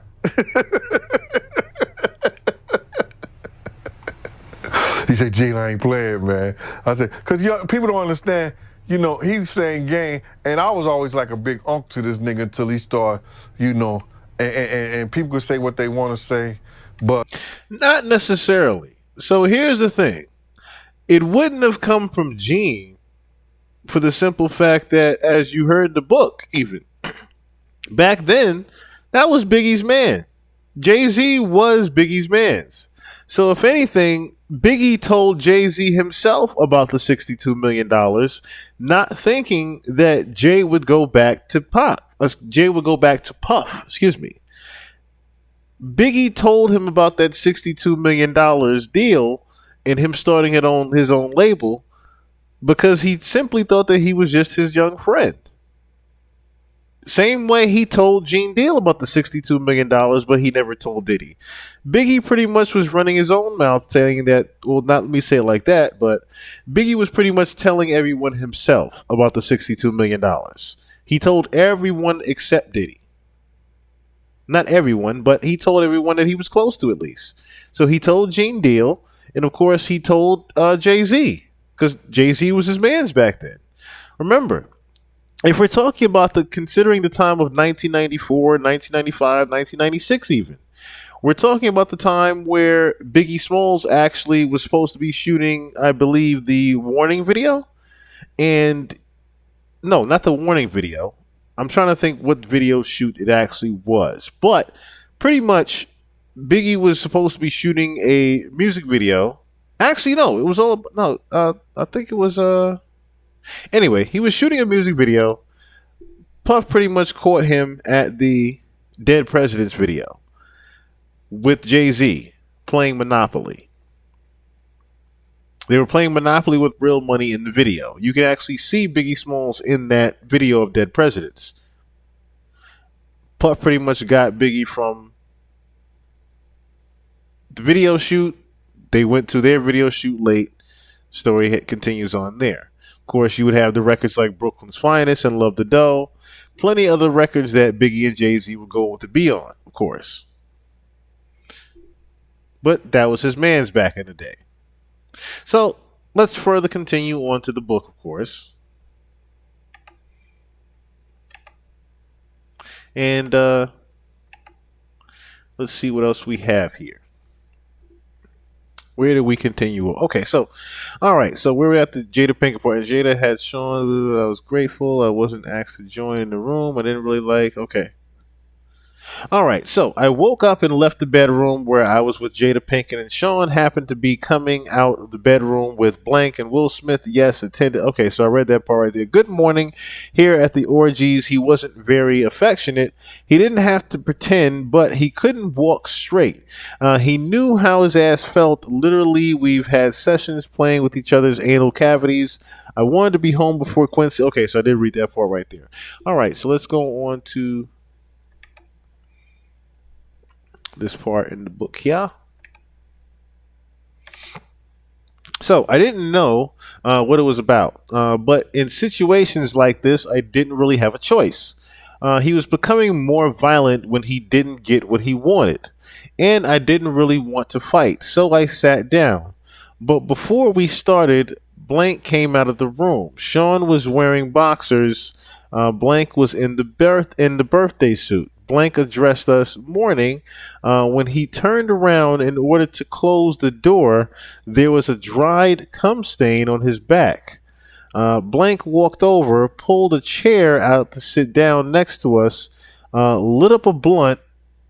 Sean stretched, smiled, and said, "This East Coast West Coast beef is more lucrative than I thought, but it's getting dangerous." Blank responded, surprised, "Business first thing in the morning." "Damn, cuz, you want it?" Wait a minute. "Damn, cuz, you want it, but you know you don't got nothing to worry about.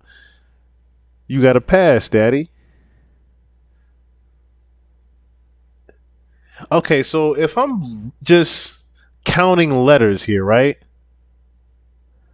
If I'm just counting X's, and I'm thinking about East Coast, West Coast, right? If I'm counting those X's, how many letters are in the word Snoop?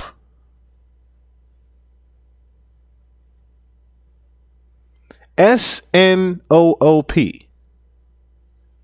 Thank you. If I'm thinking about 5 letters, that is starting to sound like Snoop, and then I'm hearing "damn, cuz you on it." but you know you don't got nothing to worry about. I'm just gonna put Snoop in this blank part. So Snoop came out of the room. Sean was wearing boxers. Snoop was in his birthday suit. Snoop addressed us morning. When he turned around in order to close the door, there was a dry cum stain on his back. Snoop walked over, pulled a chair out, sat down next to us, and lit up a blunt. This is starting to fit Snoop like a motherfucker right here. Sean Stretch smiled and said, "This East Coast West Coast beef is more lucrative than I thought, but it's getting dangerous." Snoop responded, surprised, "Business first thing in the morning. Damn, cuz, you on it? But you know you don't got nothing to worry about. You got a pass, daddy." Snoop smiled coyly. Sean apparently had something to talk about with Snoop as well, because he said, "I can protect everybody." Wow. Especially if someone is no longer going to be on my label. It was apparent Snoop was taken back by this turn of events, by his reply. "Sean, are you saying what I think you're saying?" Sean continued, "It's taxing on my resources to protect people. Someone that isn't 100% on my team can't get 100% of my protection." Well, what the hell is going on here? What did Sean want from me? This morning is turning out to be way more than I expected, and I have to go. Quincy will be looking for me. Meanwhile, I don't know what this says right here. This is 4 letters right here. So this is Snoop right here. 4 letters. Blank apparently wanted clarity. So to be clear, if something happened, okay, this is Snoop. Okay, so if something happened, Snoop made quotation marks with his fingers to one of your artists that was leaving your label anyway. It would be considered he makes another set of quotation marks out of your control.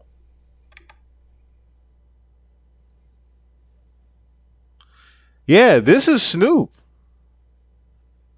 This is definitely Snoop.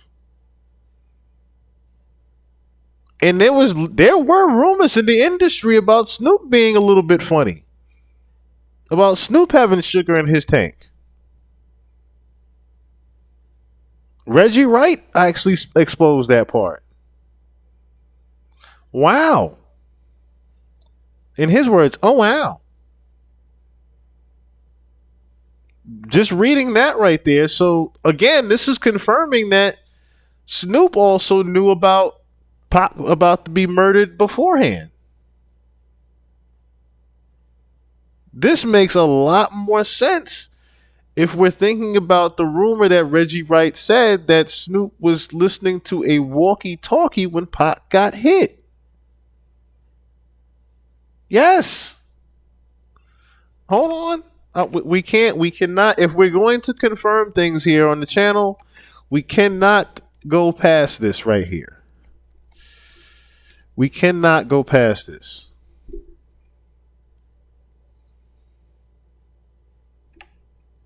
We cannot go past this part right here. Especially considering this was supposedly 3 days. This interview right here of, I believe it was America's Most Wanted, had just came out. And it was literally about 3 days, it says in the captions here, that this was 3 days before Tupac was actually killed. And furthermore, all you have to do is just pay attention to Snoop Dogg in this particular interview. Look no further than Snoop Dogg's reaction and face with this whole interview right here. That's good. Cool? No, I'm straight. I can share with Dog. I'm straight. That's Mountain Dew. That shit nasty on the motherfucker. You try to do no bungee jump. I just wanted to clear my throat.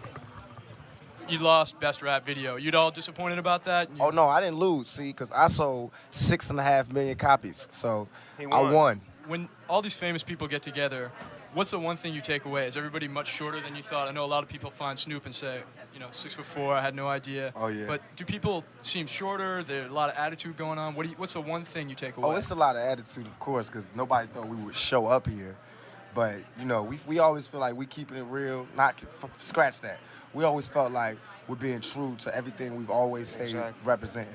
And our audience is worldwide. We're not even on no, you know, we coming out here and there's some East Coast, West Coast. We got beef with the people we got beef with. But we could go anywhere in the country because we are America's most wanted. Exactly. So you can't stop the flow. Can't stop what America wants. On that note, I know that Biggie and Puffy are here tonight.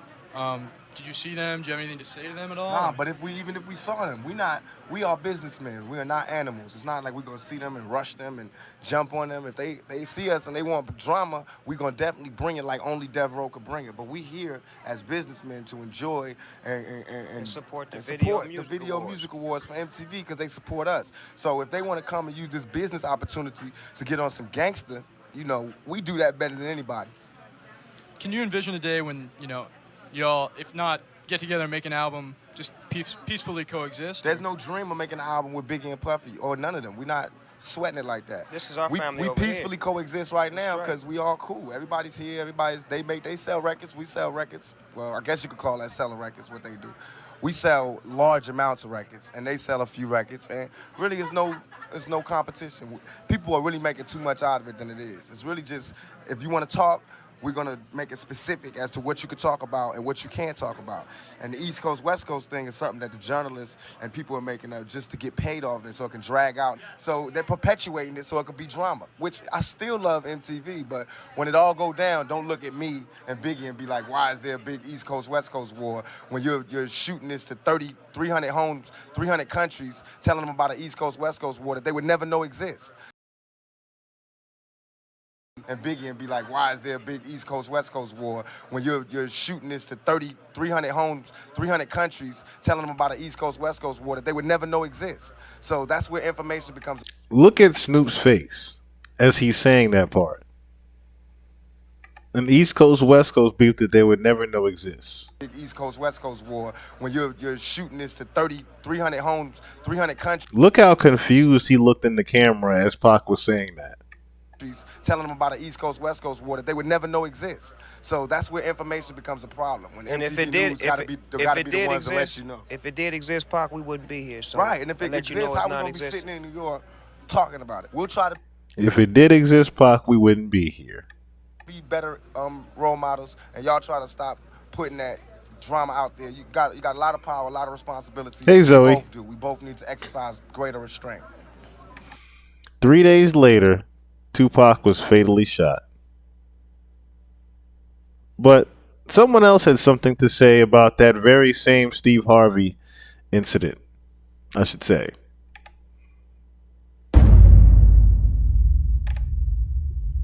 They use Pac. I got killed. Snoop from.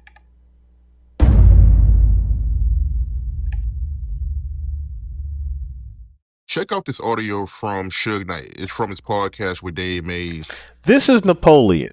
If you don't know who Napoleon is pretty much one of the disciples from Tupac's crew back in the day.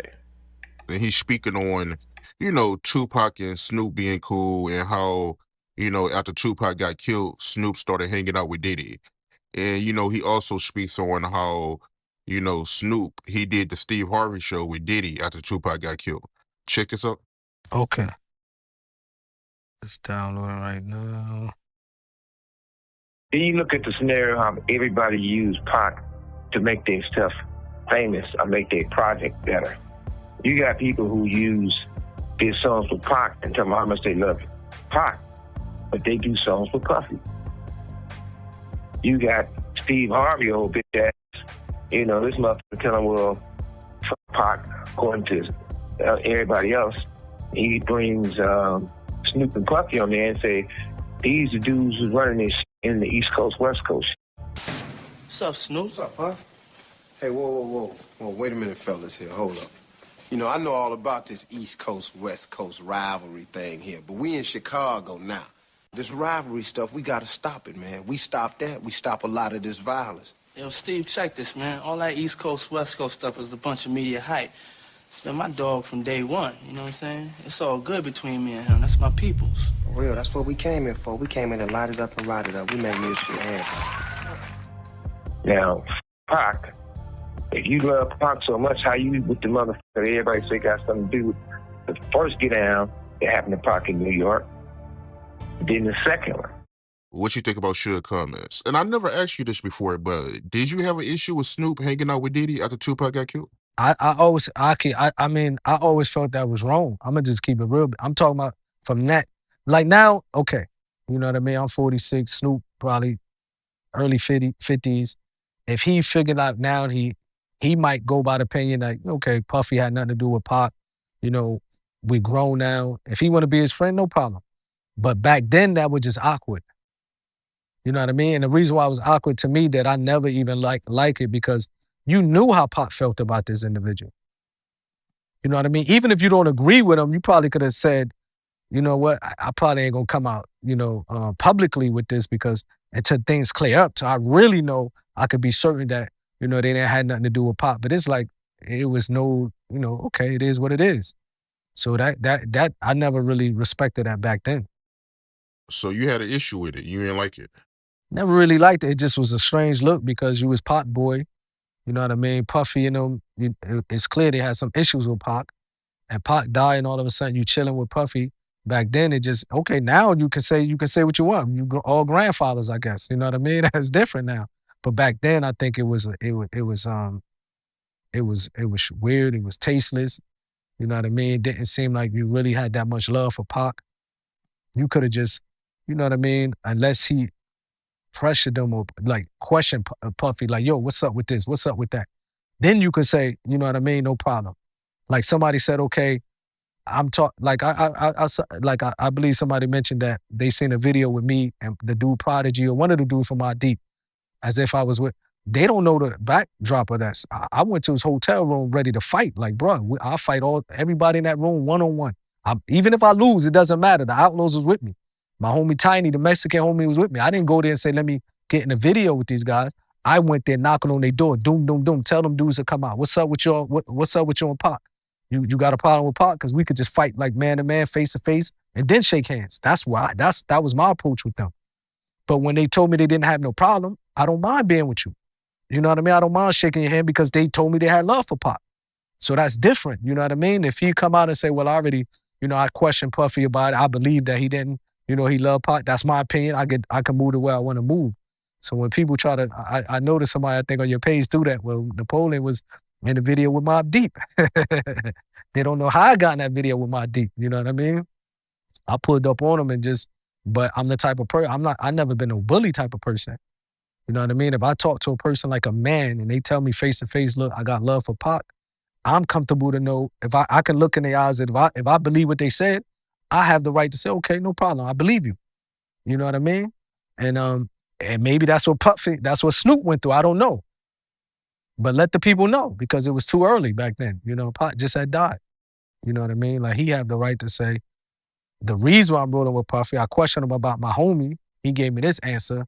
So then he did what he had to do. But it just, you know what I mean? I never really agree with that, to be honest. The same way I couldn't be on the stage with him. When they wanted to do that tribute, I just couldn't do it. Like I really felt in my heart, like, man, I can't believe this is about to happen. Like, are we really gonna be? I just couldn't do it. You know what I mean? And thank God it didn't happen. Alhamdulillah. It wasn't supposed to happen. So let us continue now with the book here. Let us continue now with the book.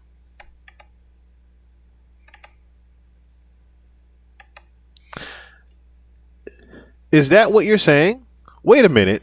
Can they be talking about Biggie? Is Sean saying he won't protect Biggie? At this point, I was too young, too naive, too hungover to understand that this was not a lack of protection. This was a hit. Where did this come from this morning? But an older, wiser me understands now what I did not comprehend all those years ago. Sean was just getting to real reason that he had blank there. The world was about to lose Biggie. Blank laughed. Again, Snoop laughed. It sounds like Snoop laughed, and Snoop's still there, of course. It's the same morning. You a cold motherfucker, Sean said. Why the fuck should I protect someone that isn't gonna stick around? I made him. The nigga should be worshiping the ground I fucking walk on. I was thinking Sean's ego is rearing its ugly head, and I wanted to get out of here, and I wanted to get out of there. But instincts told me I need to tread carefully. So my next move had to be calculated. I don't really want any parts of this, not even implicitly. But I was just dragged right into the middle of it. If it was happening here ever if it was happening here ever comes out, if what was happening here ever comes out, will I be held as an accomplice? But even as those thoughts crossed my mind, I couldn't just pretend this was okay. So I said, "But Sean, he hasn't left yet. They're just rumors. Are you going to let him die because of some rumors?" Sean glared at me, the anger in his voice obviously stemming from hurt as he said, "I know when I'm being betrayed. I am not killing anyone, but I am not protecting somebody that doesn't have my back. 150% fuck that." This was railing out of control. My mind began to race. Is there a way to get through to him? Maybe I could use the finance route. Sean, he's bringing in so much money. You could put so much money into the cultivating him. Are you going to throw away all that money? That's when he revealed how. Pac's reincarnated haunting Puffy's dreams right now. Yes, definitely is street talk, as we talked about just a couple of days ago. We celebrated his not celebrated, but 3 days just before Puffy. Now, isn't that something? Now that I'm really thinking about it, funny how the interview with Snoop happened 3 days before Pac died, and just 3 days after Pac died, in his anniversary month this month, Diddy gets arrested. Funny how the universe has a play on words there, isn't it? 3 days prior to Pac dying, he has the interview with Snoop. But 3 days after, fast forward, after Pac dies, Diddy gets arrested. Isn't that something? Isn't that something? Okay, let's move on here in the book. Throughout this meeting really was, thought out. Okay, so just last words are there, thought out. This meeting really was, if he leaves, he takes all the money I invested into creating him. Sean sighs, but if he can't protect himself, something terrible does happen, then the money I would make off of his death would blow away all the money we made so far. I was perplexed. Sean, he continued, he's worth more to me dead than alive. Sean comes in a calculated monster. Snoop chimes in. I get that, fam. A lot of people. Oh, wait a minute. I get that, fam. A lot of people out there want Biggie dead too. Without your protection, he doesn't stand a chance in Cali. Biggie is going to die. This is crazy. I dare not say anything else about it. Sean smiles and stands to walk. Sean smiles and stands to walk over to a safe behind a picture. There, he pulls out a bag marked with such and such's name. He turns to blank and says, "That's why you're worth the weight in gold. That's why you're worth your weight in gold. You understand me. Here's a little something for you to take care of my people." Blank smiles. Sean, I love you, baby. You know I got your back. Your problems are my problems. I'll make sure to have my people take care of your people. I'll make sure to have my people take care of your people. I need to get out of here. This is crazy. I attempted to leave again. Sean, I want to get to Quincy before he wakes up. Sean looked at me, responding, "It's getting late. Give him a kiss from me. I'm going to get out of here." Thank God, blank always with something to say. I'd love to meet the little tyke sometime. I'd love to meet the little tyke sometime. Not a chance in hell. Something about this guy creeps me out. I forced a smile. That would be great. I made my exit. So I wonder who this other blank was here. I'm wondering now if this is still Snoop, because this one has 4 X's in it. So I wonder who this is right here. This one only has 4 X's. Now, if I'm having to think about who has 4 X's, the only thing I can think about may have been D-Rock. If I'm thinking about who's blank right here with 4 letters, and it keeps continuing with the 4 letters, the only person I could think of was D-Rock. And D-Rock was definitely a confirmed snake. D-Rock was definitely a confirmed snake. Let me see here. Let me see. D-Rock, Diddy, Wolf. I think I might still have that video actually. But I actually showed this this particular video on the pod here before. Let me see. Matter of fact, let me just go into the archives here. D-Rock.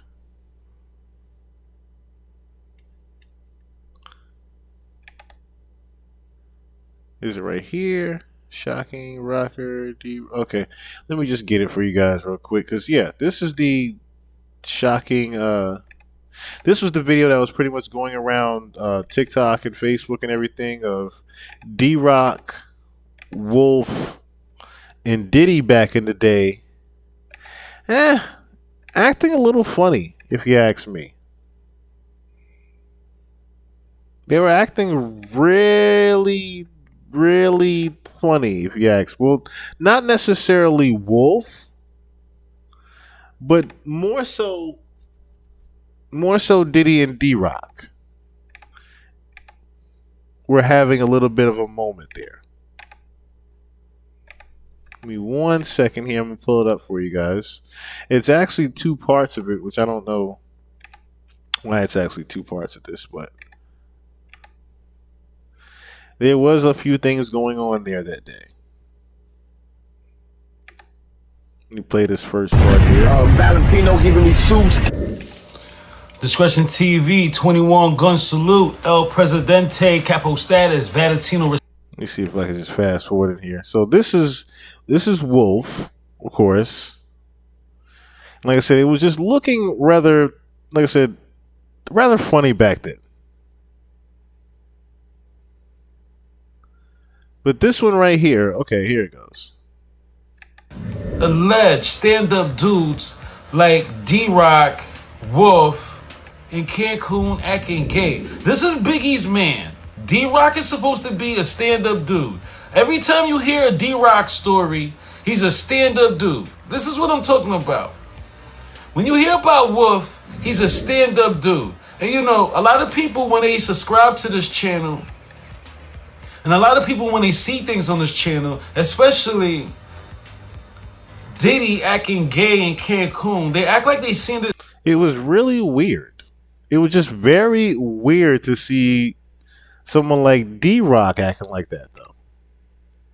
But then again, I start to ask myself, okay, and again, in 2024, what is far-fetched nowadays? Is there anything that isn't not far-fetched? But furthermore, that could confirm again what is being seen here, where Kim Porter was describing a time where Diddy and D-Rock had woke up in the morning together. Discretion TV, what it is, what a. It would only make sense. Yes, sir. We here tonight.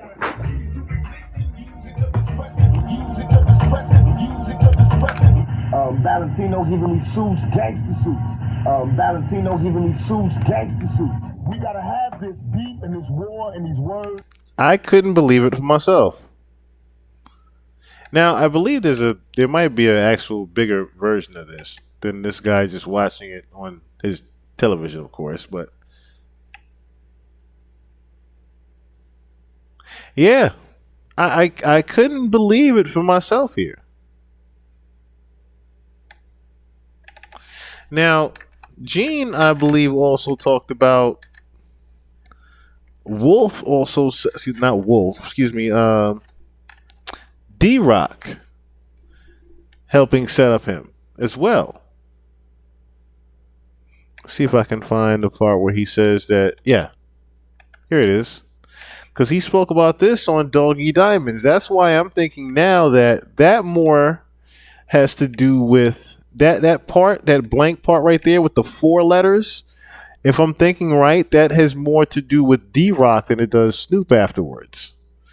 So yeah, there's a part where where Diddy is talking to Snoop with the 5 X's in there, but then I noticed it turned into 4 X's. And the 4 X's can only make me think that was D-Rock. Mouth is accurate because it's the truth. Okay. But what I did was I put in the ironic satire of as if Biggie was Jesus. Got you. You understand?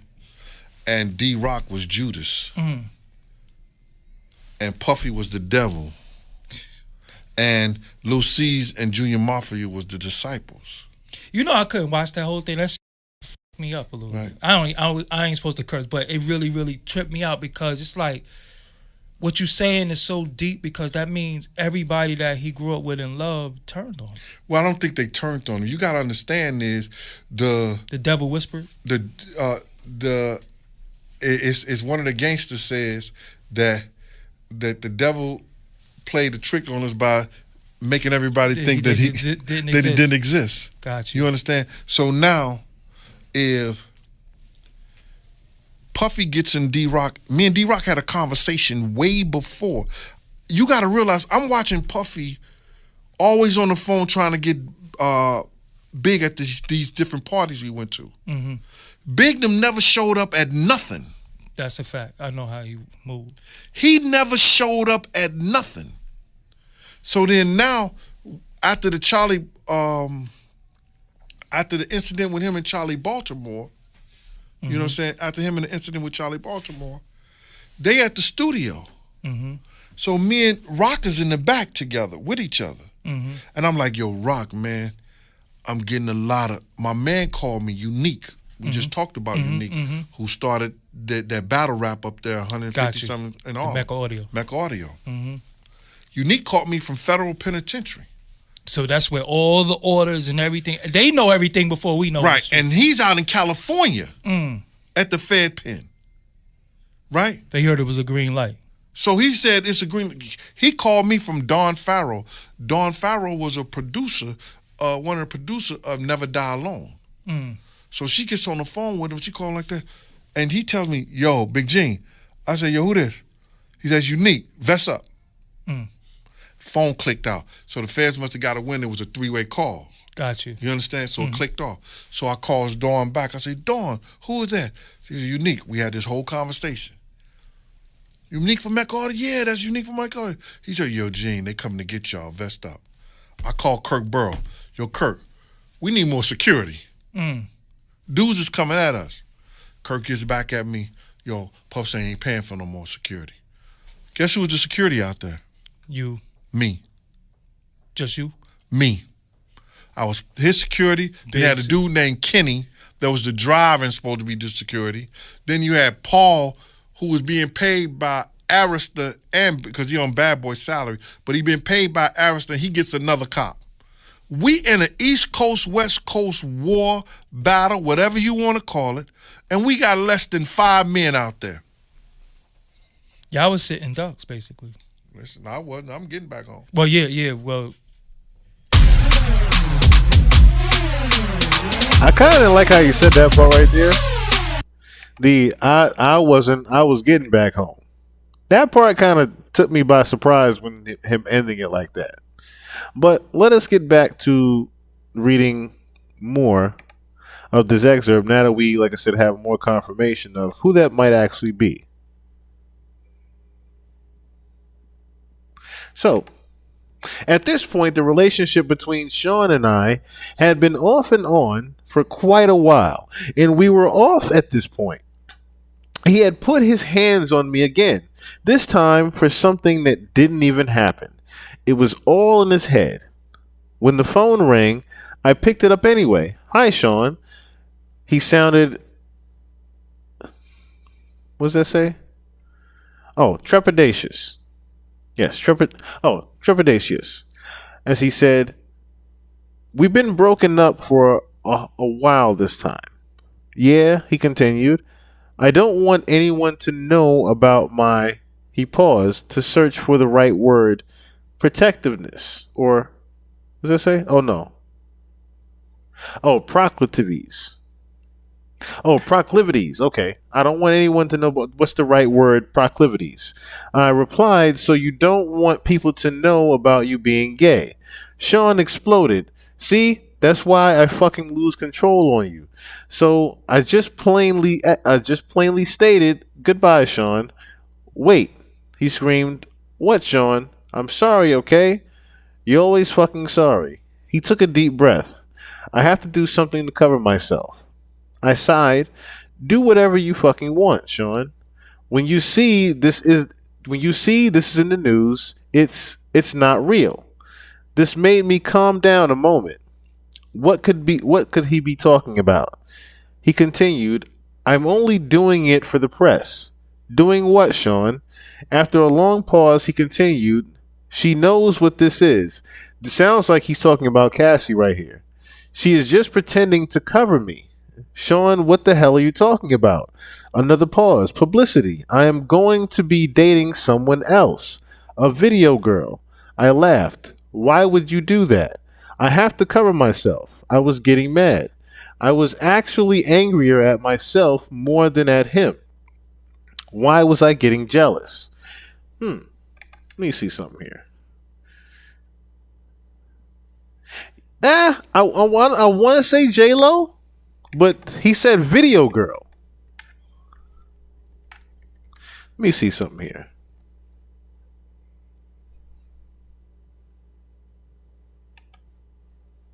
Okay. I don't think this is the time where he cheated with Superhead while J-Lo was there. But this definitely does sound like Cassie. Because if we're talking about later on down the line, Cassie was with Diddy while Kim Porter was still around. Yeah, you can say J-Lo, but he said video girl. J-Lo wasn't just some video girl back then. So I can't necessarily say that's J-Lo right there, because yeah, J-Lo wasn't just some video girl. If I'm thinking about video girl, that falls in the line of either Superhead or Cassie. I was sitting there actually comparing myself to video vixens in my head. They are thick, but look at my body. Did he prefer them light skinned, big butt girls from videos? I calmed myself. No, I know he likes men. Or no. I know who he's talking about now. I know exactly who he's talking about now. He's not talking about Cassie just yet. No. He's not talking about Cassie just yet. Where is it? Nope, he's not talking about Cassie. He's not talking about Cassie, I don't think. Because if I have to think about video girls, the girl that came before Cassie that was kind of overlapping Kim would be his other first baby mother. Yeah, it would be the other baby mother. Now that I'm really thinking about it, if we're talking about video vixens, besides Superhead, there was one other, I believe. If she counts as a video vixen, Virginia. The olive leaf extract can help detox your body in just 7 days. It's like magic, but better. Oh, okay. Well, I'm so honored that you're sitting down with me. Now, before we get into everything, I want to say that Virginia has never, ever done an interview, okay? So I want you to be patient with her, all right? She has a valid reason as to why she's, telling her story, because when we spoke, the other night after the video went up and it went viral. Everyone was shocked, like, whoa, Diddy has a new girlfriend, has a new boo. You guys were like tongue kissing and there was some photos. And I know you got hella followers from that because when Shade Room got it, it was over. Once they get it, it's over. Yeah. So, all right. So I want to start from the beginning, okay? Because we discussed a lot over the phone. Some very, very intimate details and things that just kind of made me go, wow, okay, about the specifics of you and Diddy's relationship. So I want to start from the beginning, okay?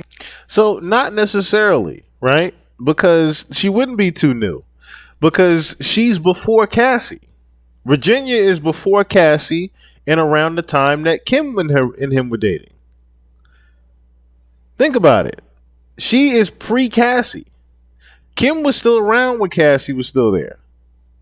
And if she's pre-Cassie, this would be the video vixen that we're talking about here. It definitely wouldn't be Superhead. This is the other baby mom. The one that was pregnant at the same time Kim was. It's her. It's Virginia. This is her right here. Literally, the caption of this video, I was letting you know the title of this caption of this video is Diddy allegedly hit his ex-girlfriend, made her terminate the two pregnancies. It's Virginia. This is the other baby mother right here. Now, she goes by Gina, but this is the video vixen that's being talked about in the book right here. So pretty much, now that's Chance's mom. Well, all right, you know what? I'm just going to play it now since no one's... Okay. How long have you known Diddy? I've known him for 5 years. 5 years. And Yes. do you mind like telling me what year did you meet him? I met him February 2014. Well, technically, the very first time I met him was September 2013 because I was at a fight in Vegas and I went to the Palms and he was hosting there. So I kind of met him there, but he says he remembered it vaguely. And then like 5 months later, I ran into him again in Miami, February 14th, 2014. So that's when we like officially met, I guess. And what was that encounter like? When you met him and like you remember him, but he didn't remember you. Of course, everybody remembers Diddy. It's like, Yeah. Diddy. Well, I think he saw me and then he was like, this was at the Palms. He saw me and he asked who was I with, and I pointed to the guy I was with, and he kind of left me alone after that. Oh. Yeah. Okay. So nothing really transpired no. during that meeting in Miami? No. Okay. Nothing. So- No. In Vegas. In Vegas? Yeah. Okay. So he was trying to holler in Vegas? Yes. Okay. But then I told him I was with another man, so he kind of left me alone. But then I ran into him again February 2014. Okay. And this was in Miami? In Miami. All right. And so what was that conversation like in Miami when you guys met up again for the second time and you weren't with a man? I don't think when we met in Miami, I don't think he remember me from Vegas. Okay. He doesn't remember that. Okay. Until I told him. Oh. Yeah. Okay.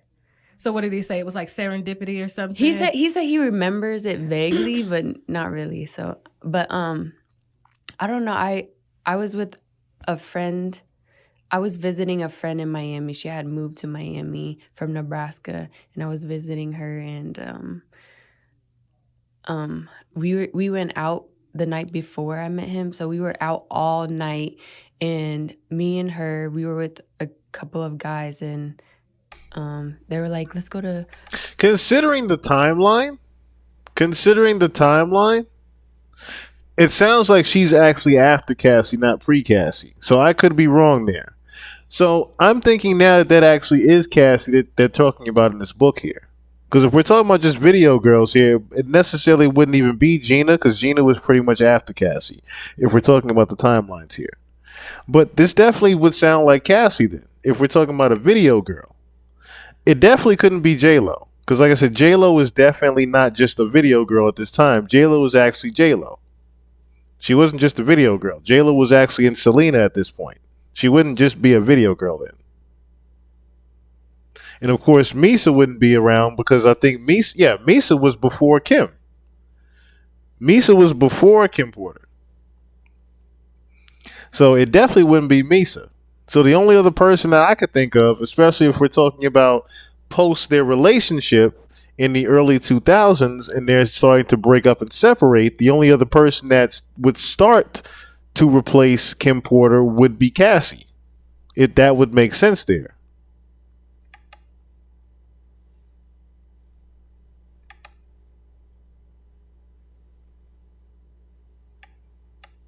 Okay, so let's read on just to see if we can pinpoint what girl this might be again.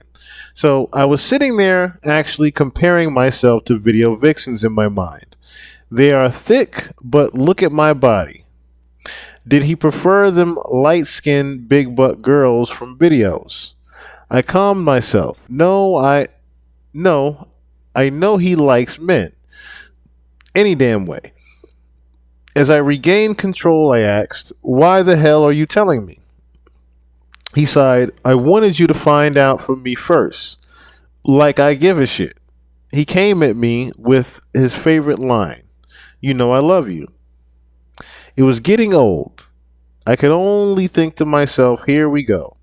Love is a big, strong word. I'm tired of him throwing it around and using it when it fits his need. He's using it while he's sitting here telling me about dating someone else. I replied, "You don't hit people you love, Sean. Love doesn't hurt."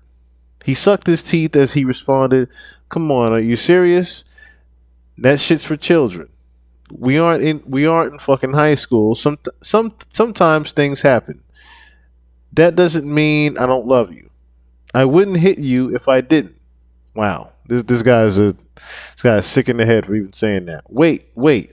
That sounded wrong. Yeah, it did sound wrong, did he?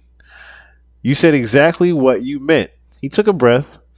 There was an awkward silence. The fact I was still on the phone and waiting for him to speak meant he had the power. He was more cautious as he continued. He didn't want to lose that power. Kim, knowing that I don't care about can bring that kind of emotion out of me. I wanted to say, "Is that how you talk to dudes after using butt plugs?" Wow. That would have been a smart comeback, though. But there is a line I dare not to cross. Instead, I said, "You say that while you're dating some other bitch. That's just for the public." I was done. It could be heard in my voice as I said, "Whatever, Sean. Do what you need to do. Leave me alone. I'm never giving up on us." He cried. I responded to that emotional control attempt with a little resolve I could muster. I didn't even believe the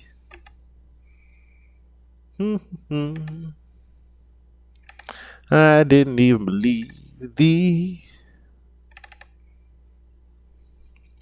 I didn't believe the words that came trembling out of my mouth.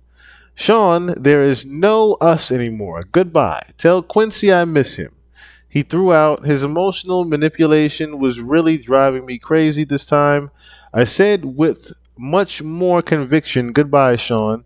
I hung up. Manipulative bastard. For a while, I was actually happy to see Sean gone.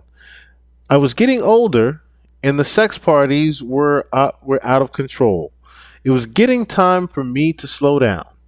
Quincy was getting older. I knew that if I kept going, the rumors circulating were going to eventually find a way to get back to him. What will he think of me? Chris is about to take his trip to California. I didn't know exactly what was going to happen out there, but I felt like Tiana Wallace was about to be an orphan. I knew I didn't want any ties to that. As I was sitting there contemplating all of this in my robe, sipping my wine on this Friday evening, my doorbell rings. I was not expecting company. I opened the door and found Sean. My heart skipped a beat. I was shocked, but recovered quickly. I forced a smile and told him with a slightly slurred speech, "Hey, come on. Shit, I am way more intoxicated than I thought." Sean entered, looking around suspiciously, then turned to me and smiled, saying, "You haven't been returning my calls. I just wanted to make sure you're okay." "I'm fine." He obviously was to make sure. Oh, excuse me. He obviously was not here out of concern. He was checking to see who was here. Sean was controlling like that. Yes, even though we were not together and he was dating someone else, he started to make his way to the living room. I attempted to put a quick end to the visit, but it came out a little more than I intended. But it came out a little more directly than I intended. So, since you can see I'm fine, you can let me go to bed now. Part of me wanted him to. Oh, here we go. A part of me wanted him to stay as he entered the living room. I was forced to follow. I was forced to follow. Sean was very direct with his next inquiry. Is someone else waiting for you? No, but Sean, we're not together. You're dating someone else. I can fuck whoever I choose. Okay. I can fuck whoever I choose. With this, Sean became irate. He fiercely slammed me to the ground. Then he pulled out a 22 and sat it on the end of the table.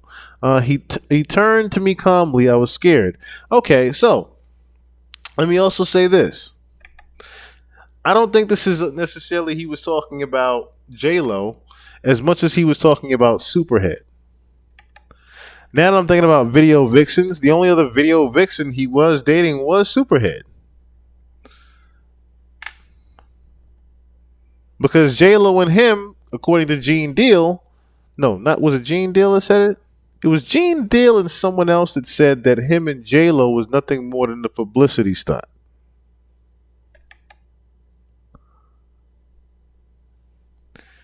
But now it makes a little bit more sense now of what person he's actually talking about here. Of the just dating for the publicity part. Now, I also wonder if they might be talking about J-Lo and he just happened to be actually sleeping with Superhead. Especially since he told Kim that it was a video girl. But J-Lo wasn't the actual video girl. But let's listen to Gene Deal real quick and we can pretty much figure out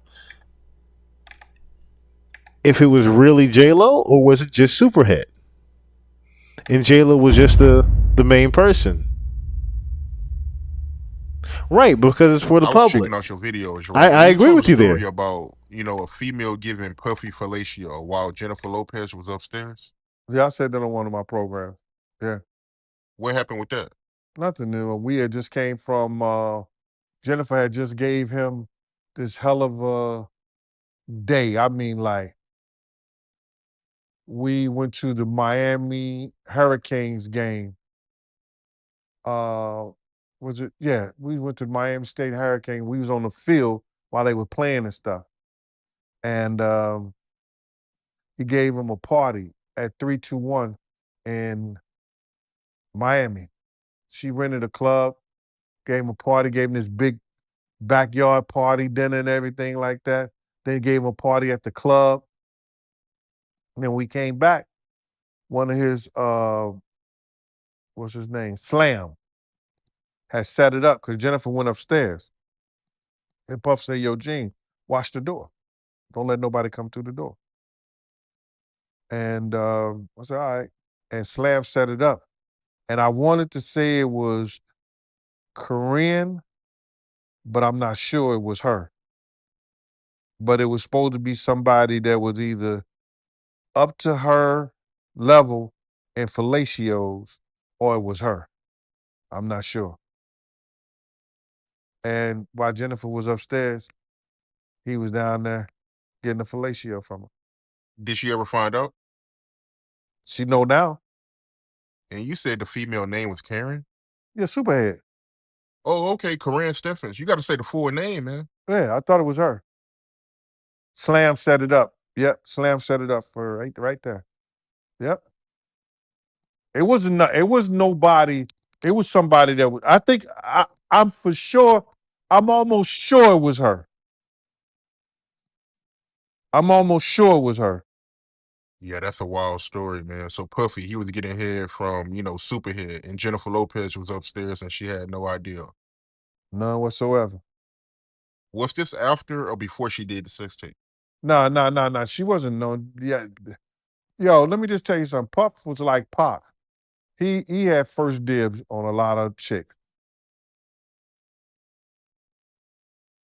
before they got to the rest of the rappers and everything like that. I'm sure it was her. I could be mistaken, but I think yeah. But she messed with him and she said she messed with him before. But I'm sure after his party in Miami, that was her. All right. So let's continue on with the book here. Now that we can pinpoint now, it was the video vixen, Superhead, while J-Lo's around. So, as he entered the living room, I was forced to follow. Sean was okay. Okay, so I'm at the part now with the. Okay, so Sean, please stop. Quincy is here. How did we get here? How did we get to the point that he was in my living room threatening me with a gun? He knelt on one knee and got right in my face to say, "You're mine. You don't have a choice in that now. I can't live without you." He stood up, composing himself. I was terrified. As I whimpered, "Sean, that's not love." Sean picked up his gun and cocked it. He looked at me almost thoughtfully and asked, "Have you ever heard, if I can't have you, no one can?" "Sean, please don't." "Please, Quincy will hear." Sean smiled and put the gun away, saying, "Oh, this is just for dramatic effect. I would never shoot you. If I was going to kill you, no one will trace it to me. You know how many people I have Wait, what? If I was going to kill you, no one will trace it to me. You know how many people I've had to take care of over the years. It would be quiet. Something in your food or drink. Something that will never get back to me. I wouldn't shoot you. Do you understand?" I could only nod, tears flowing down my cheeks. He looked at me thoughtfully as he reached down to help me up. I could do nothing but agree. He's a terrifying monster. Now he wanted to smooth it over, and I had to go along with it. What else could I do? "Listen, baby, I don't ever want to hurt you. You know I really love you, or I wouldn't have moved on. Thinking about living life." So this sick, sadistic son of a bitch actually was telling her, "Look, I could have killed you, but if I'm going to kill you the same way I killed everybody else, it's going to be in a way that it won't trace back to me. So it's either going to be in your food or it's going to be in one of your drinks or something." Literally said that out of his own mouth. I don't know about you guys, but he's pretty much, all these things that are detailed in this book right here does not sound far off from what we have seen so far, does it not? A lot of things do not seem far-fetched off what we have heard in the past. Everything is pretty much being confirmed now. If we're being real and honest about it.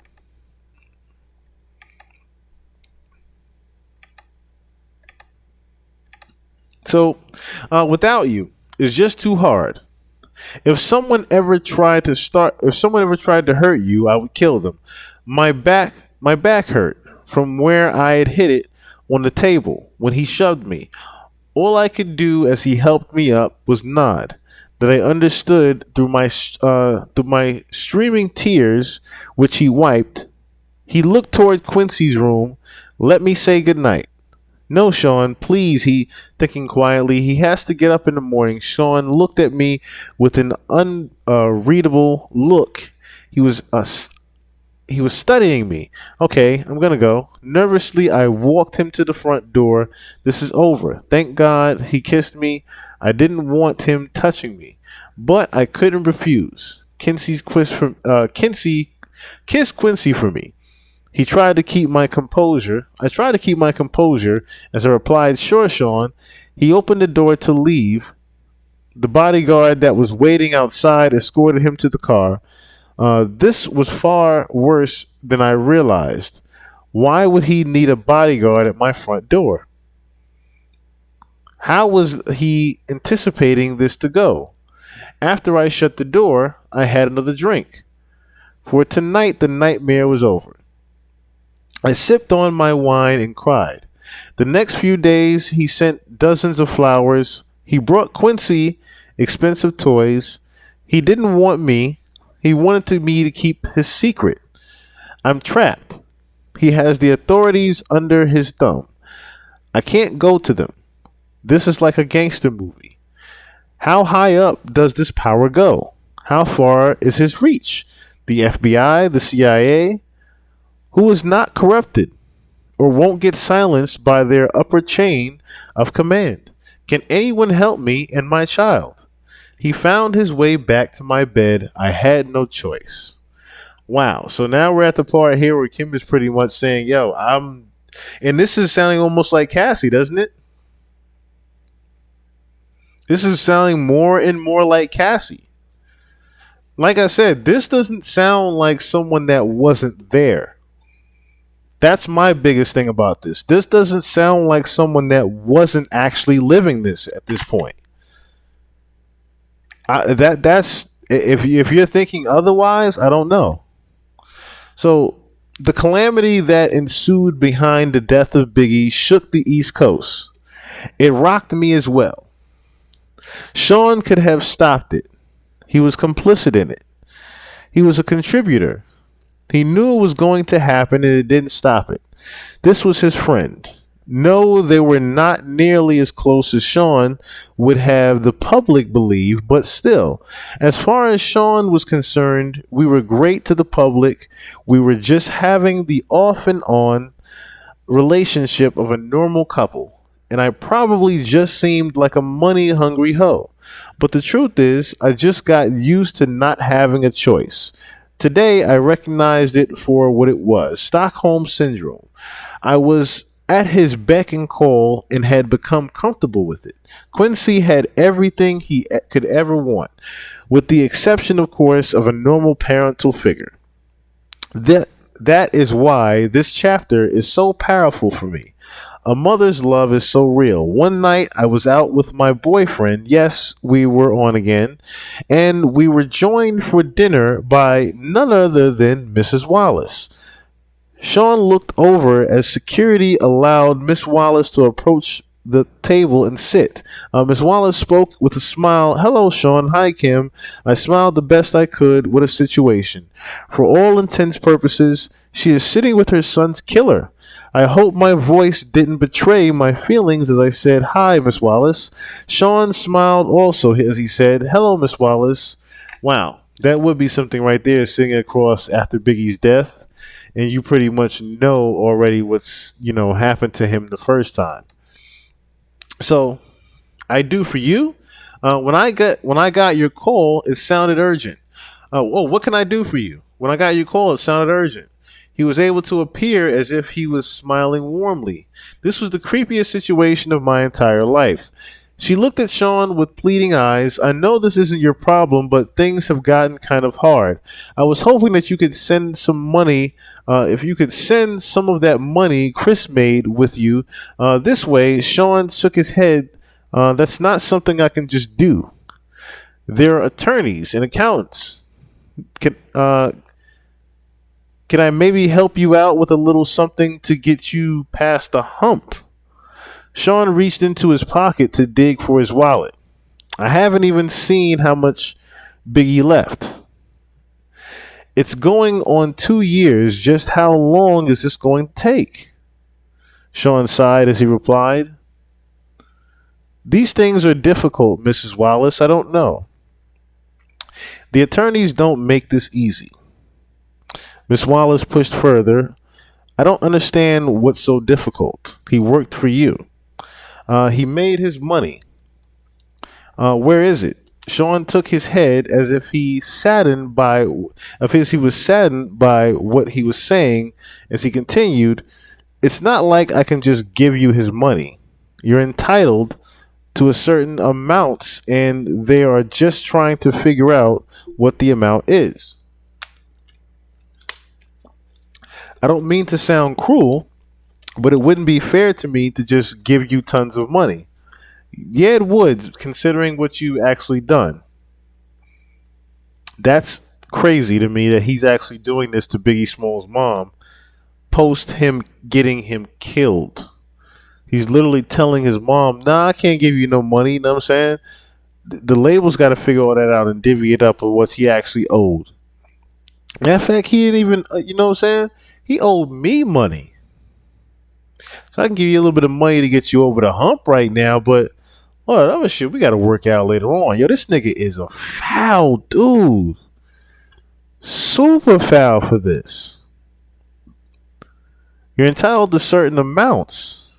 Entitled to certain amounts is wild. I don't mean to sound cruel, but it wouldn't be fair to me to just give you tons of money. You got rich off my son, and now you're keeping all of his money?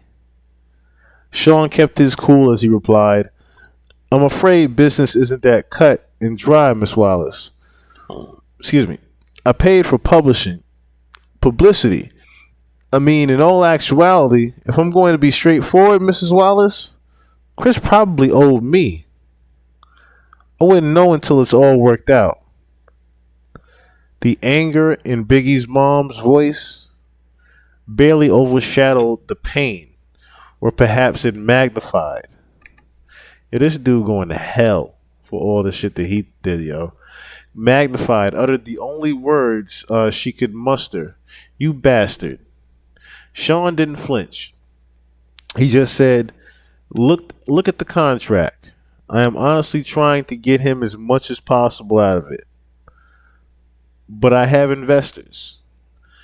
I can't just take money that doesn't belong to him and start giving it away. Miss Wallace exploded. Miss Wallace exploded in response.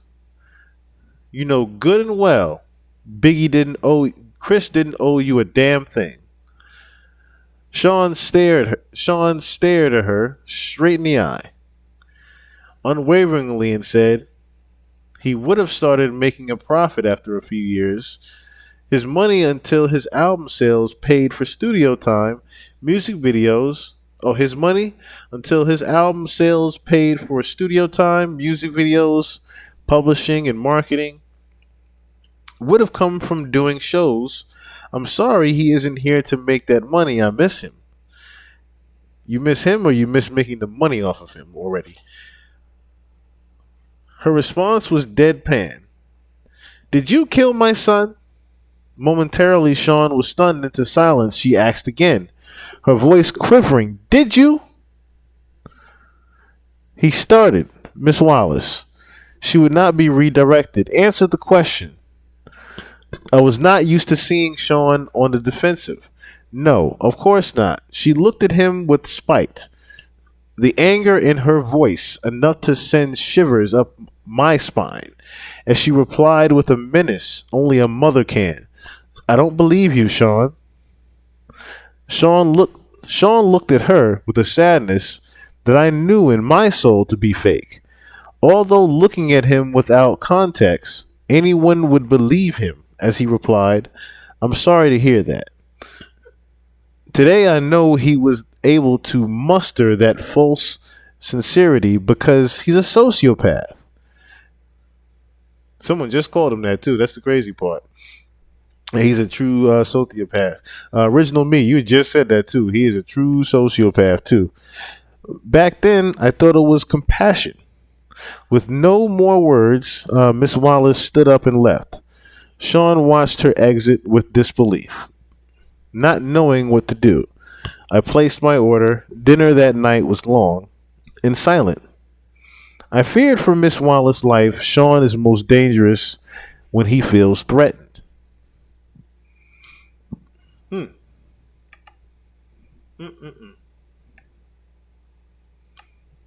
Shouts out to Kim Portillo. Shouts out to Kim Portillo.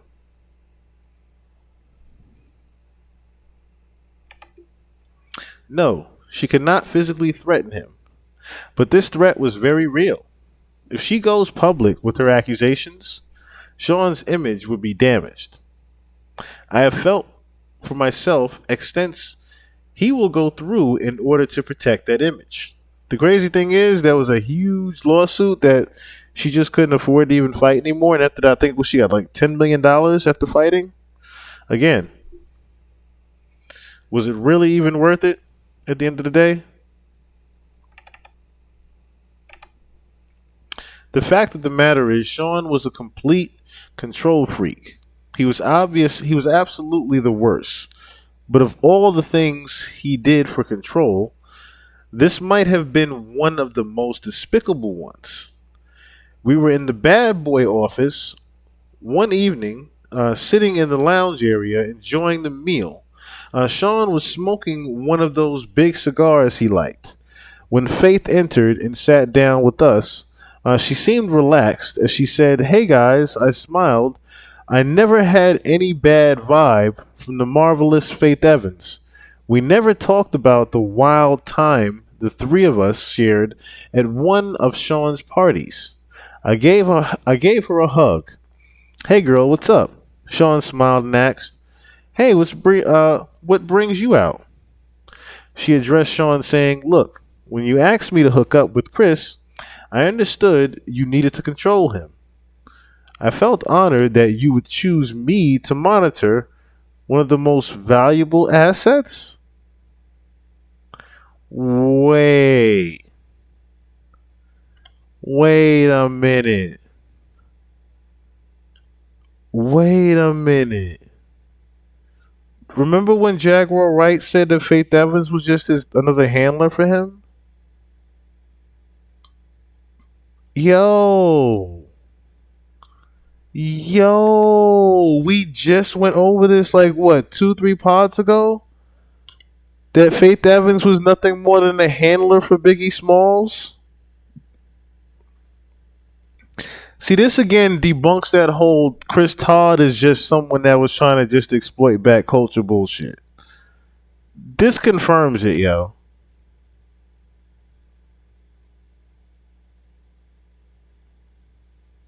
Yeah, it was Faith. Faith was just a handler for Big. This confirms it. Kim saying it from the grave herself.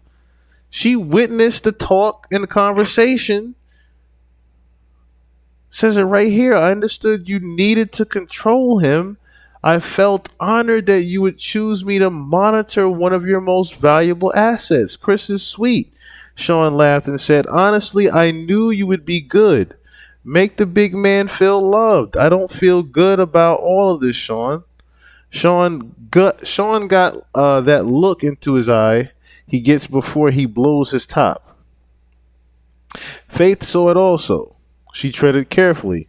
"Sean, you know I'm as loyal as they come." "No, you ain't." Sean leaned forward, unintentionally threatening, and said in a low tone, "Yeah." But Sean, Chris, and I had a child together. Oh yeah, Sean, Chris, and I had a child together. Sean leaned back. He let out a deep breath. "I'm gonna take care of you. You're not like Chris. You're loyal." Faith had a tear in her eye as she responded. What it do, Fury B? What it do, Kim Official?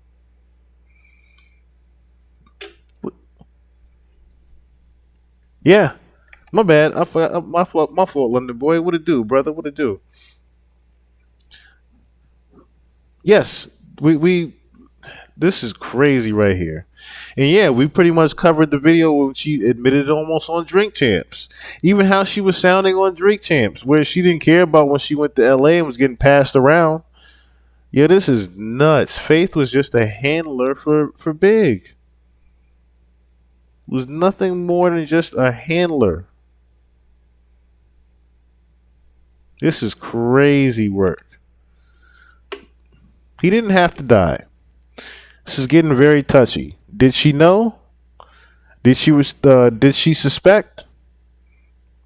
Was this her trying to find out if Sean intentionally killed Biggie?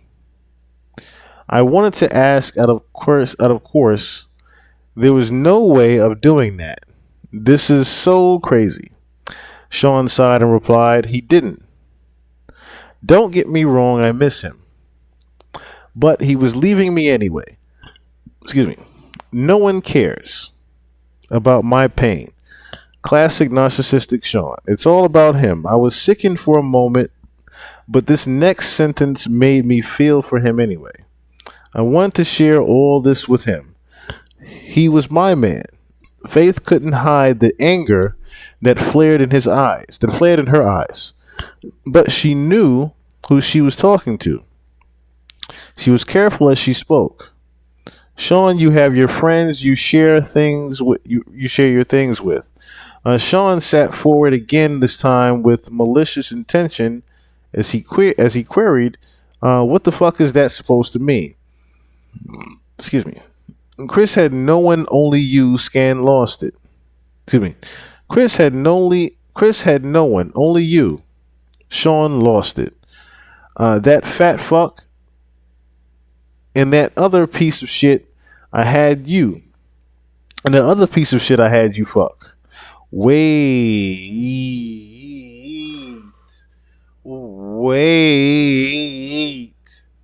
So this is saying that Diddy had her go out there to fuck Pac.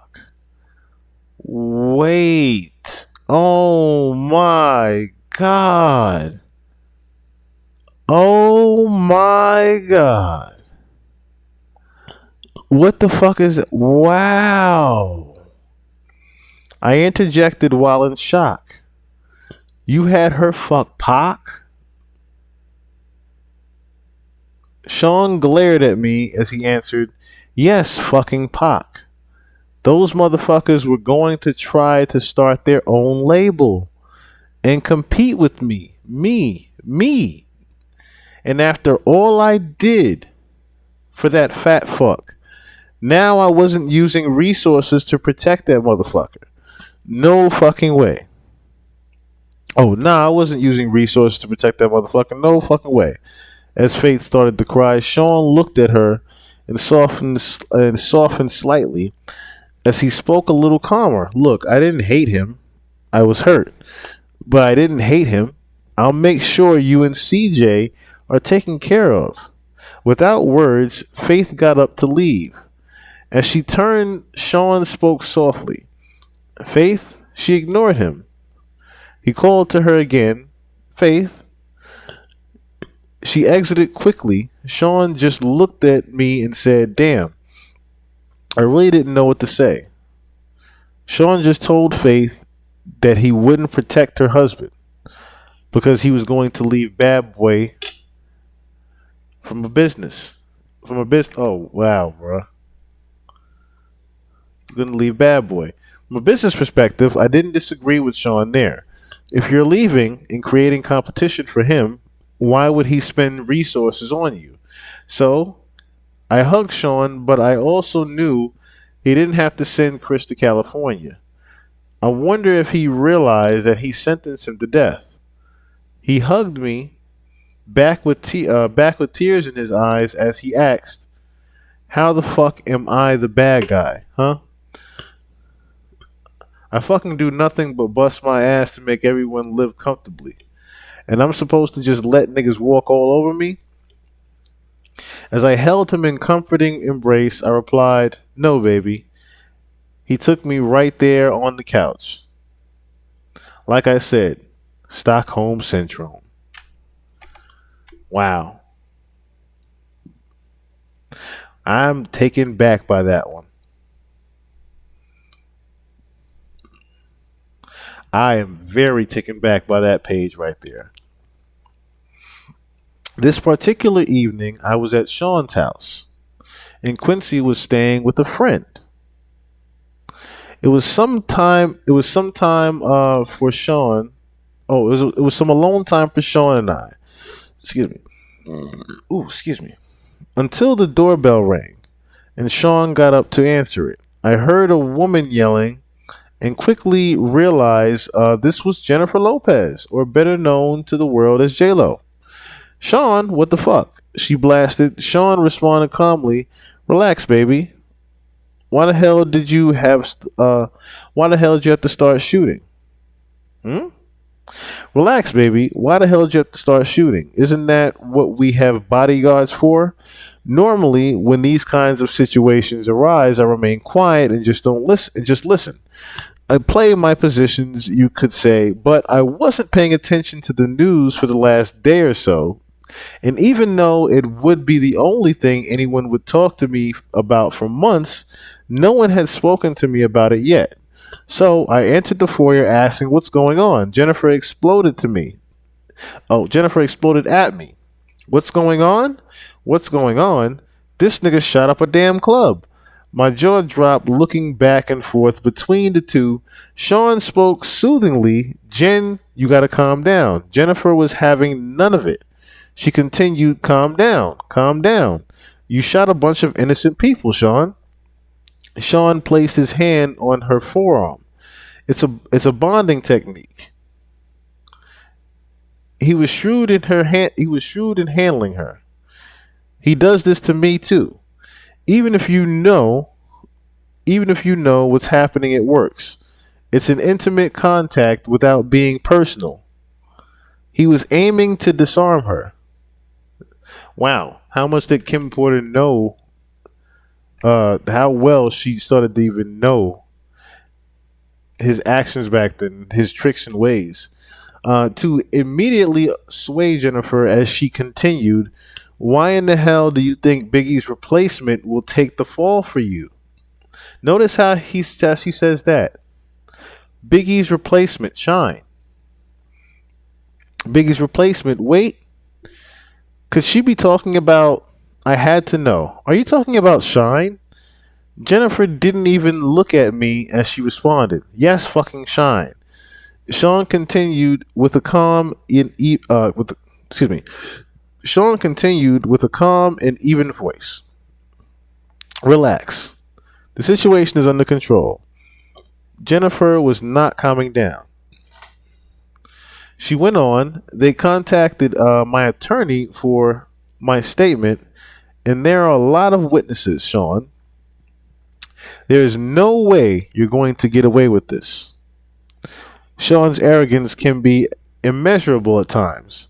He laughed as he asked, "You doubting me?" I couldn't believe it. I had to know. Sean, what could you offer him that would make him do a bid for you? Like, what the fuck? Jennifer also remarked, and what if he falters halfway through his sentence and starts talking? Sean responded as calmly as ever, he won't do that. People in jail don't cross connected people on the outside. Jennifer looked deflated. So you'll kill him too? How much does she know? Look, I'm not going to threaten anyone. Shine is smart and loyal. He knows how it works. And when he gets out, he'll be well taken care of. Jennifer spoke defiantly. Sean, they want to question me. I'm not perjuring myself. I am not going to jail over this. Sean seemed so in control. I admired him for it at this point, but my spirit was broken. I felt bad for Jennifer. She catches one bad break after another. And this was a really bad break. Sean spoke with confidence. Relax. Come in and have a drink. Have your lawyers call mine. You'll never see the witness stand.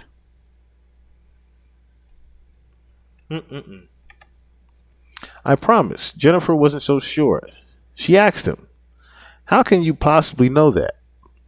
Sean smiled as he replied, "Between Shine's confession and the witnesses that gave their accounts, the cops won't need much else. The statement from your lawyer will be fine." Jennifer's next concern popped up.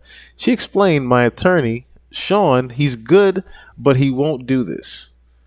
Beaming with confidence, the way only a man with his net worth can, Sean responded, "Sure, he will." Jennifer took her head defiantly as she responded, "Sean, you don't know him." Sean's unbreakable confidence was ruling the day Jennifer was giving in as he told her with a smile, "I got this. Sean, are you sure?" Sean gave me a wink. "My attorneys handle situations.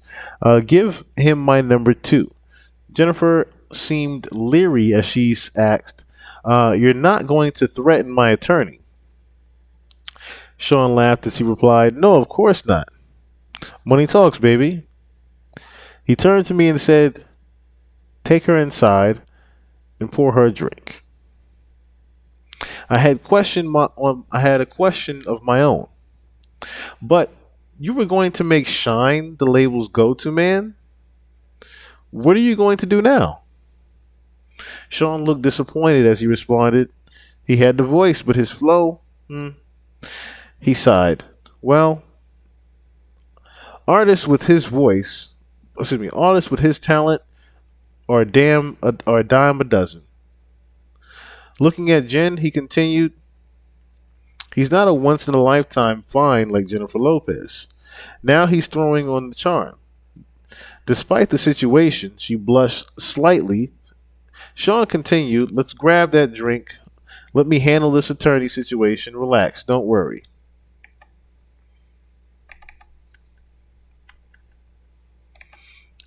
We left the foyer and went to have a seat in the living room.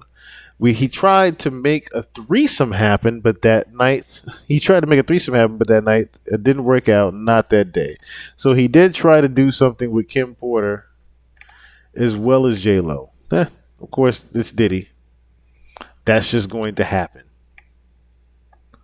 That part's just gonna happen. So Kimora Simmons and I went out to have drinks.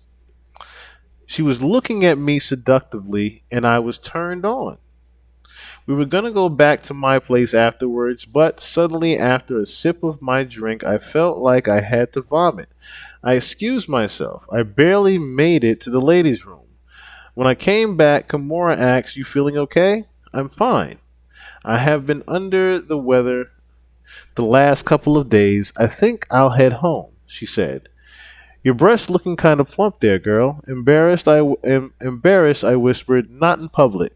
She replied, "Simply, are you pregnant?" I was taken completely aback. "Why the hell would you say that?" She let it sit there for a minute. I bet in her head she was like, wait for it, wait for it. Then it hit me. Shit. She gave me a minute before continuing. "So what you gonna do?" I didn't understand. Gonna do? If it's not Sean's, fuck it if it is. With the shock wearing off, the scope of the situation began to take hold. I responded, "I better get a test." She looked at me with pity. "Damn girl, good luck." I said, "Damn girl, good luck."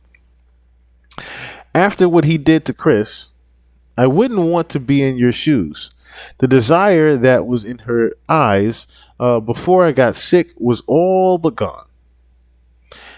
As I began to stand, I realized what she said to me, and I paused. She looked at me flatly and said, "Ain't nobody stupid, girl." And I didn't know what to say. The question still lingered in my mind despite everything. I knew. Did Puffy intentionally kill Chris? She brought... where we at right here? She brought me back to the moment. She brought me back to the moment by saying, "Go," not knowing what else to say, but knowing I had to deal with my situation right now. I replied, "I'll hit you up." She sighed and simply repeated, "Good luck." The next day, I was sitting on my couch, deep in thought, when my doorbell rang. I went to let Sean in. This was going to be scary. We made our way back to the living room and we sat down. Quincy was asleep. Sean seemed legitimately concerned. What's so urgent? I didn't know what else to do.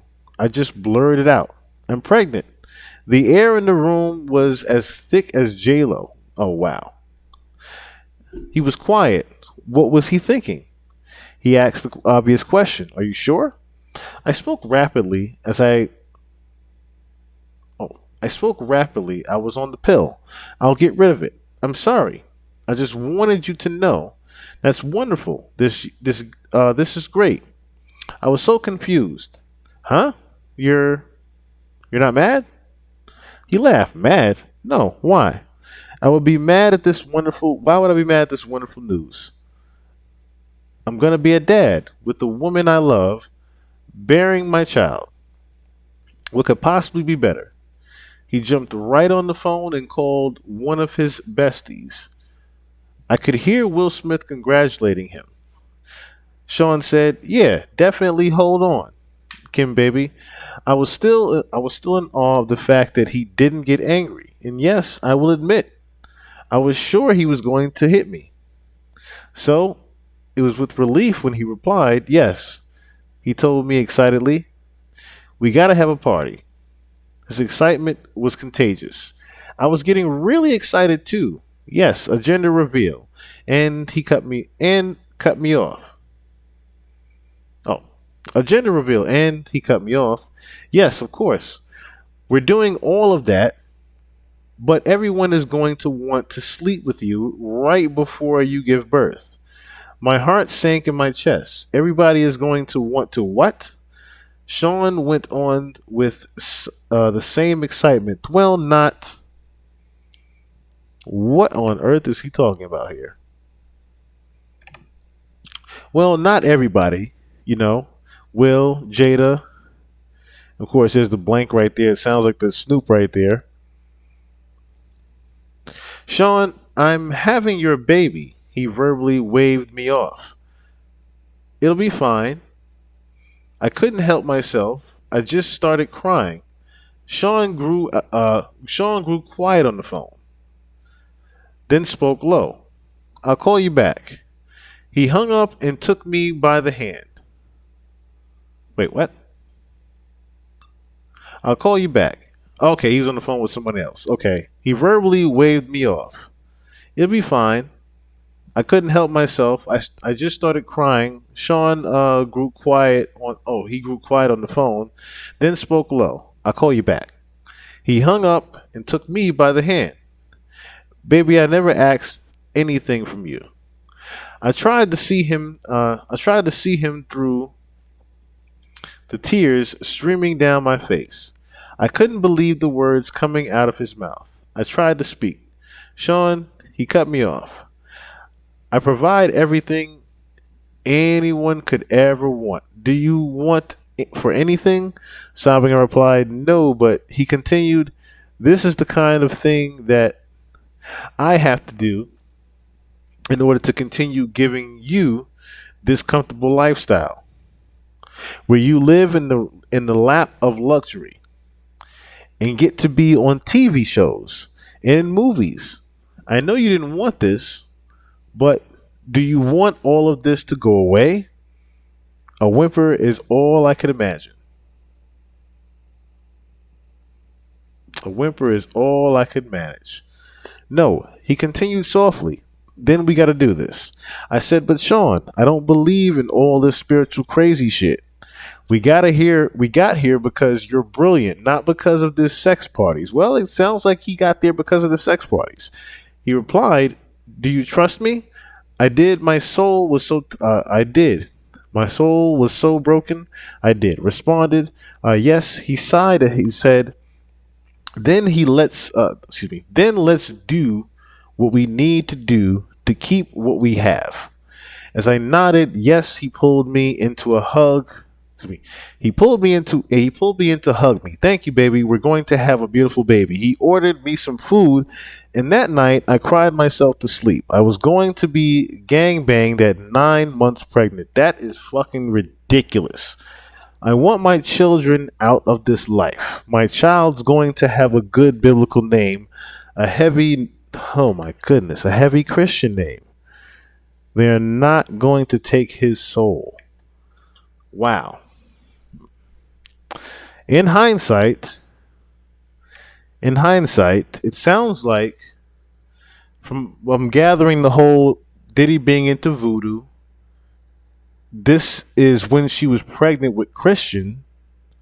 Wow. So she got gangbanged while she was pregnant with Christian and thought about naming him Christian because she wanted him to have a biblical name.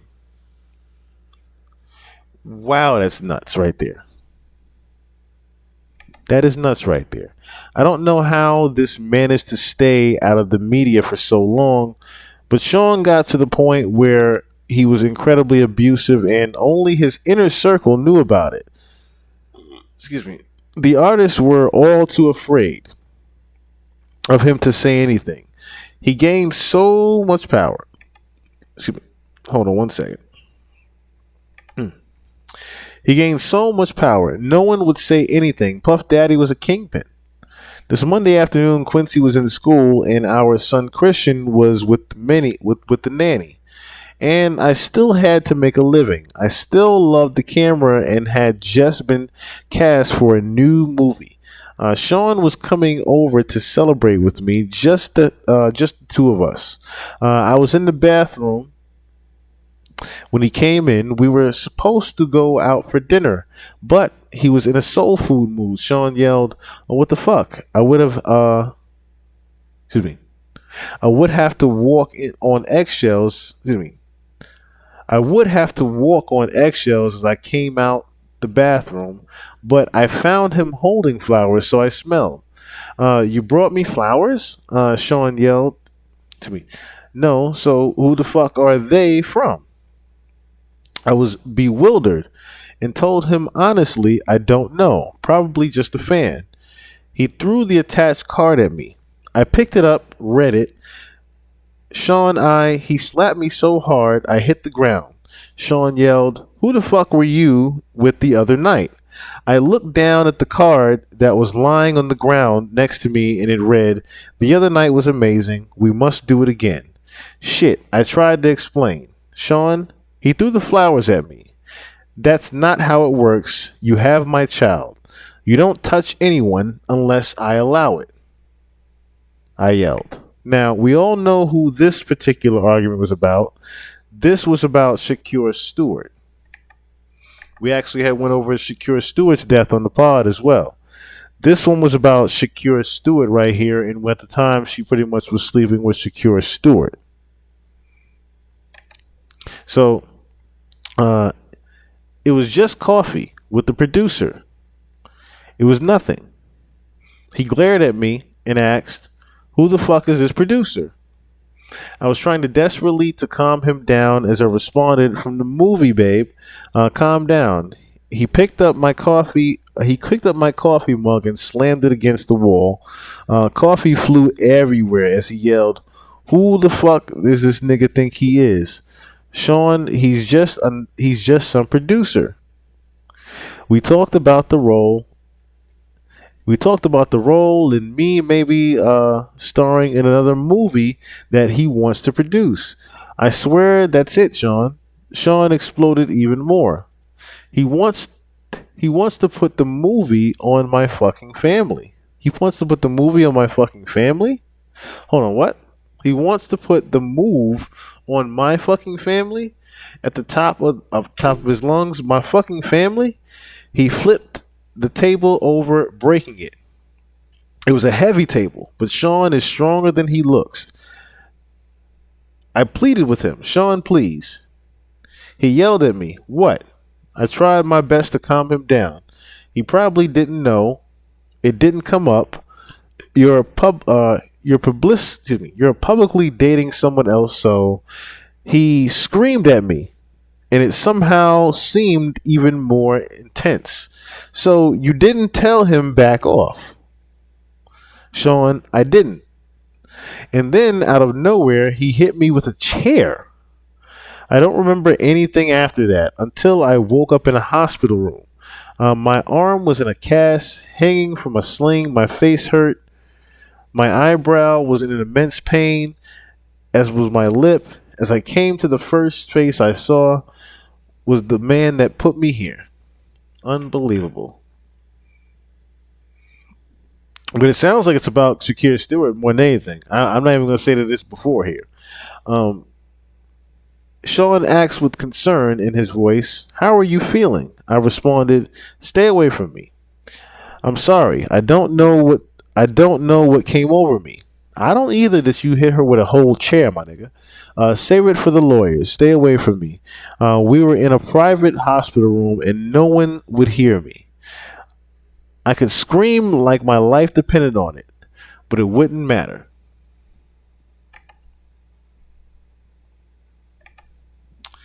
It wouldn't matter if I rang for assistance. I wouldn't get any. He kept going. I was just so jealous. You know how I am. You have to. You see. You know how I am. You have to. Let's see. You have to. What did I say? Oh, after he took hold. Okay. So you have. Oh, he took a hold of my left arm. Sorry, it's blurred up there at the top right there. So the one that was not slung up in a cast. You have our beautiful son.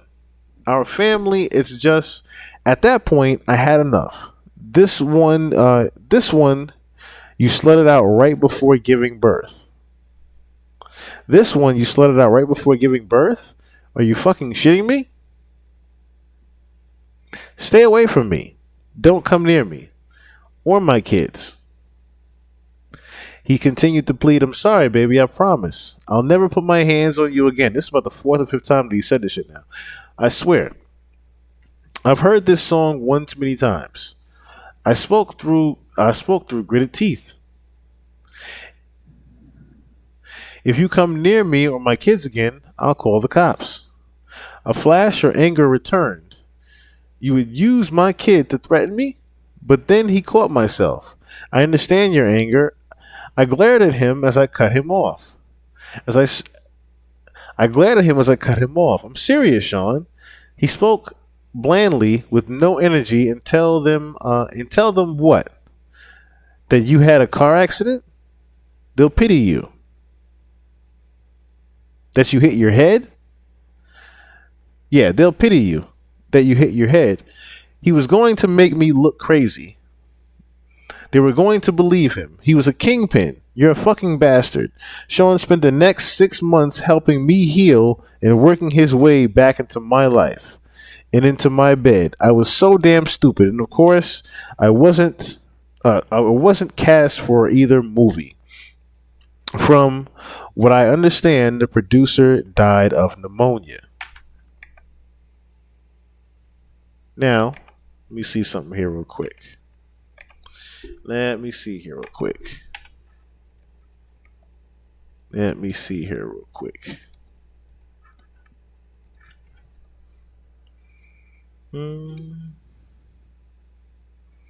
Okay. Where's we at? Next one. Okay, so Sean kept his word for the most part until he didn't. I ended up pregnant again. He wanted energy from that too.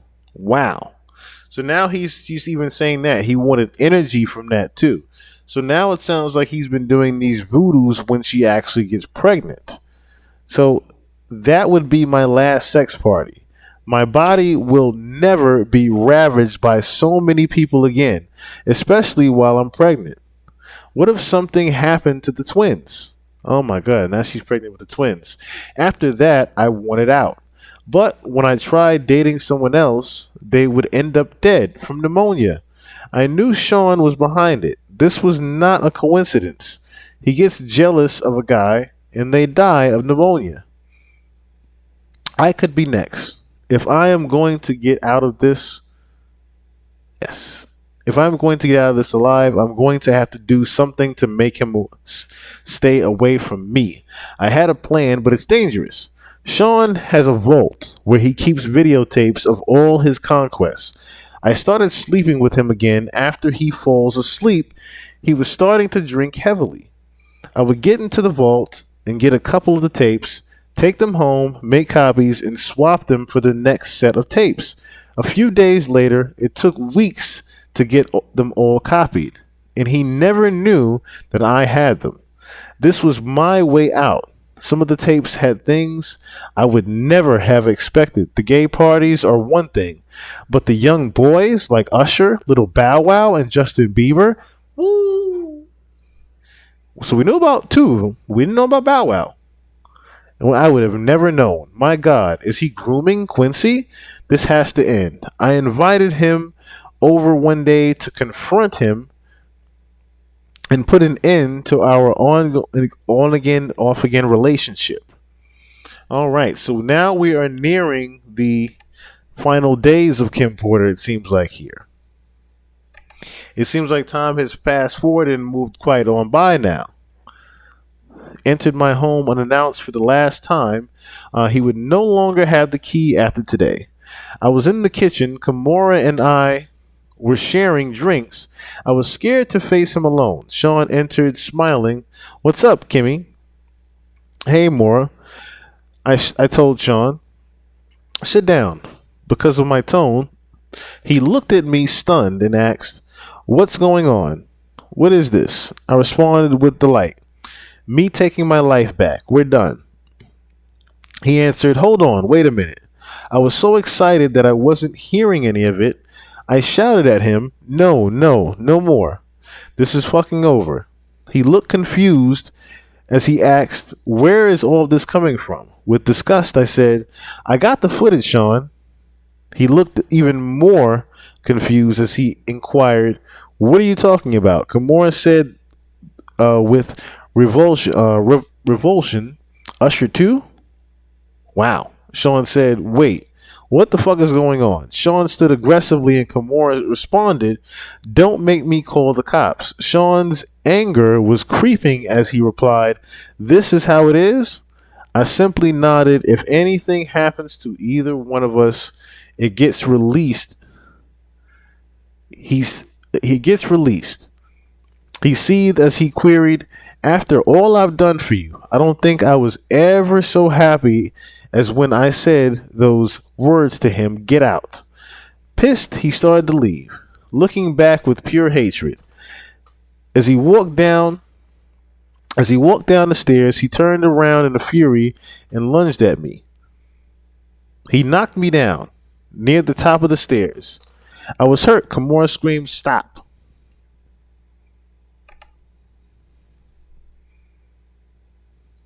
As he began to crouch over me, I kicked at him, hitting him in a... Oh, excuse me.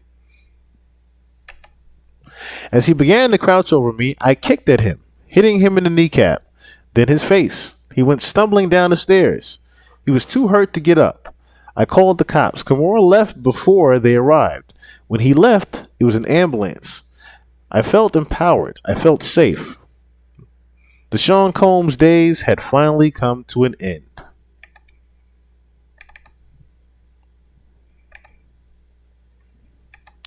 So, things were okay for a while. I started dating again. It was almost normal until I got serious with someone, then my boyfriend died of pneumonia. I knew it was Sean again.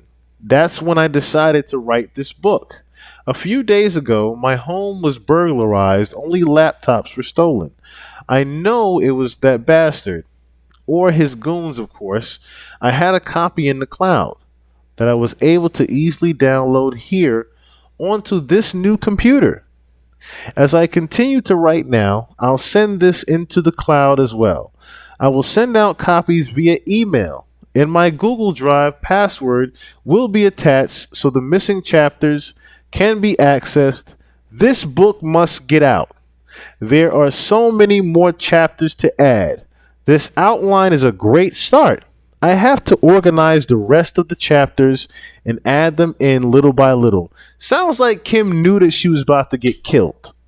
if you ask me. This sounds like Kim here is preparing her will almost and using this book as part of her will, saying, hey, I need to get this out to family and friends right now. If you ask me, I think we're reading one of those copies that Kim sent out.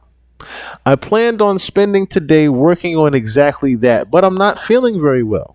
Thank God the kids aren't here this weekend so I can rest. I called Kimura to cancel our tentative plans for a meetup. When I spoke to her, she said, oh, girl, that doesn't sound like the flu. You want to go to the hospital? That didn't immediately alarm me. I just need some rest. I told her and quickly got off the phone. But why can't I get my doctor? Why won't he speak on the phone? Oh, no. I called Sean from my bedroom where I'm lying in my bed. All I could think about was as I sat there waiting for the ambulance, I'm writing this chapter and praying that I make it to the hospital. I don't feel like writing anymore, and wait. Let me make sure of something right here real quick, though. Okay, so yeah, I was at there. Okay, so all I could think about was as I said, okay, so it does skip kind of ahead. Okay, it does skip ahead after 22. Okay, so as I sat here waiting for the ambulance, I am writing this chapter and praying that I make it to the hospital. I don't feel like writing anymore. I may not be around to see it in print. It's okay. I'm sending it out. He won't get away with this. I will have my say. My final words, Sean Combs, will get exposed, even if I lose my life doing it. My kids have always been my most cherished possessions. I want the world to know that. Most importantly, I want them to know. Oh, I almost got the same page again. And yeah, that was pretty much it. Yes, Diddy is the devil. She knew that she was going to get killed. Kim pretty much knew that she was on her last dying days, and for Al B. Shore to pretty much just confirm to us that this book is actually, there's some type of fact more than fiction with this book. So again, we talked about in the very beginning here of how Al B. Shore felt about this.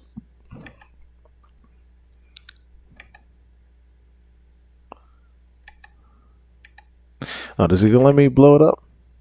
Okay, anyway. Pretty much gonna read from the side right here anyway. So you know what? I'll just do this.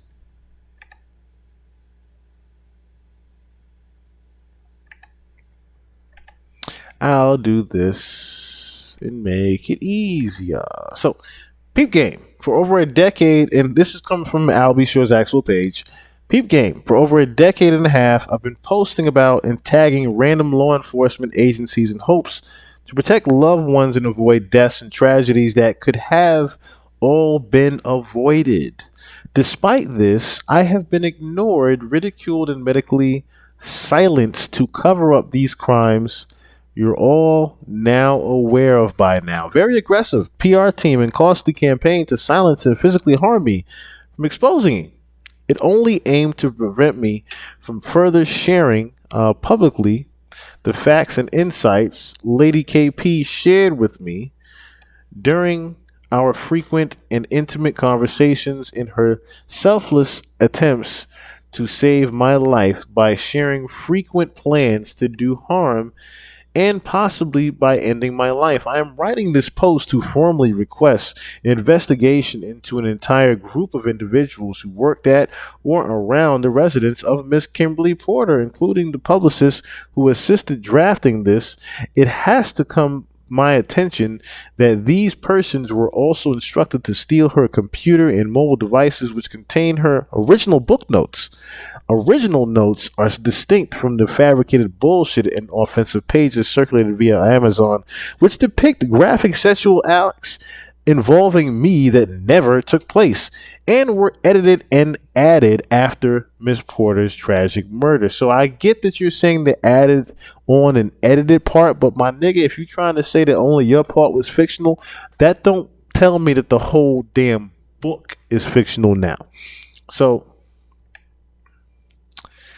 I urge you to consider who authorized such a fictitious publication without categorizing it as calculated fiction. The publicists and conspirators worked in concert from separate camps, launching this campaign, which appears to be a very personal and a deliberate distraction from their involvement in covering horrific crimes, assisted and perplexed the public for many years, which I have personally experienced and cautiously deemed just a medical crisis for legal reasons until the rest of the atrocities were uncovered by authorities, making it more believable, to a gullible public that has been fooled for just so long.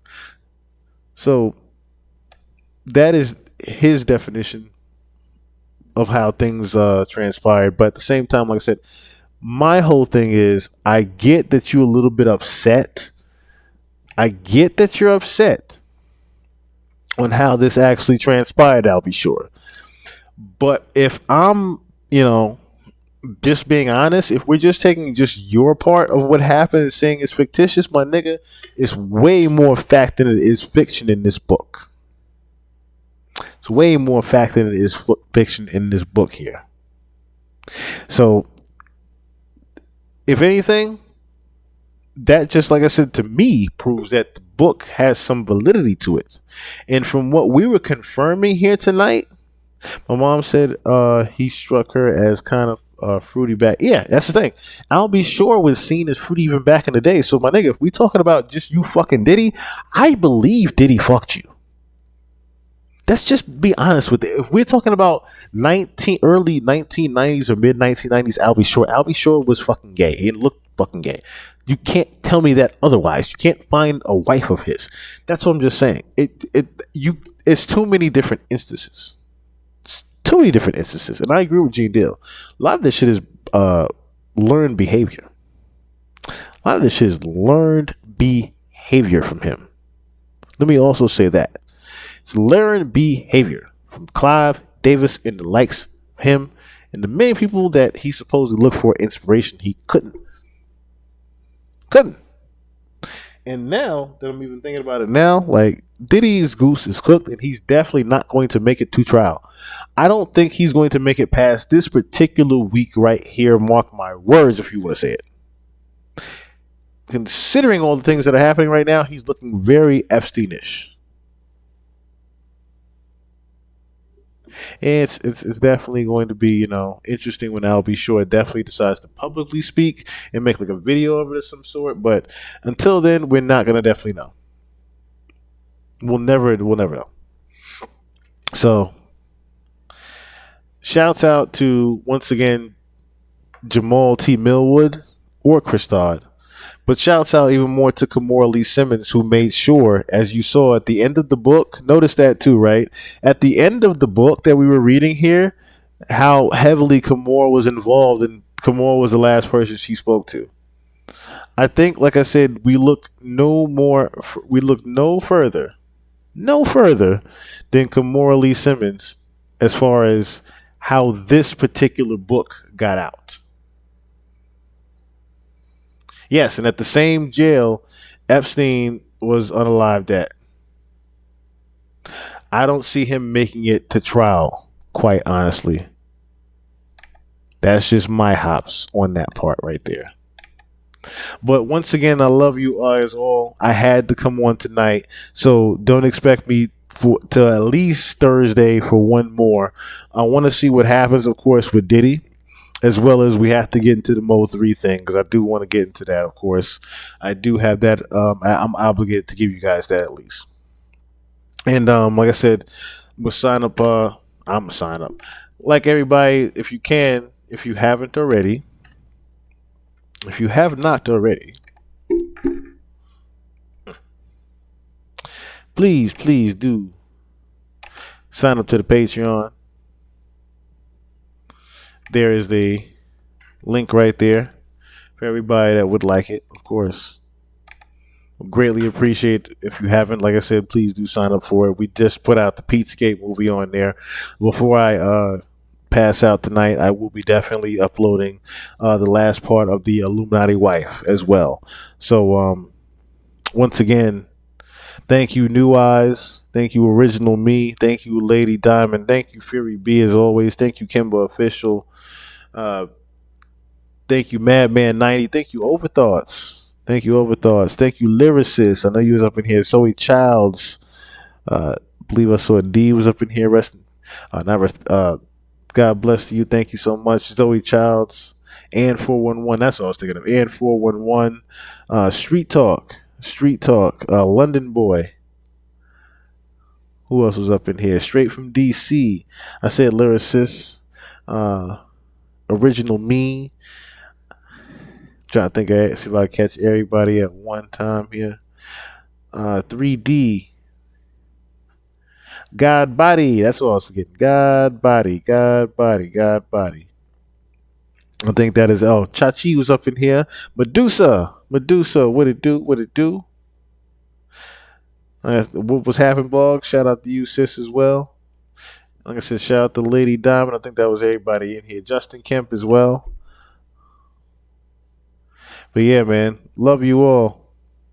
Thank you guys all for tuning in as always. I started this bitch talking to one person on Twitch and was just talking to him for 2 or 3 hours. So, or if it was even a him. But anywho, until next time, y'all. Until next time. Your parties are the hottest ticket around. They won't even give me a permit for the parties, man. They don't want me to throw the parties no more. But we ain't gonna stop. We gonna keep on having fun, bringing. You know how we do. Keep your third eye open. You gonna hear about my parties? They're gonna be shutting them down. Your head on the swivel. Me, doing all types of crazy things because we want to have a good time. Chill, Murray. Whenever you bring up a different element into people's environment, things that broaden people's horizon, people get intimidated. There's a lot of people out there that feel intimidated by it. It ain't nothing but break it down racial barriers, break it down generation barriers. People from all walks of life. Ron Perlman talking to Jay-Z. Jay-Z talking to, you know what I'm saying? It just goes on and on. You know, it's just like people from all walks of life connecting and getting together. Yeah. Your parties are the hottest ticket in town. People dying to get into your party. How does that make you feel? I mean, it's cool. You know, it doesn't make me feel any way special. It doesn't make me feel like a bigger person. It just makes me feel like what it is you really do.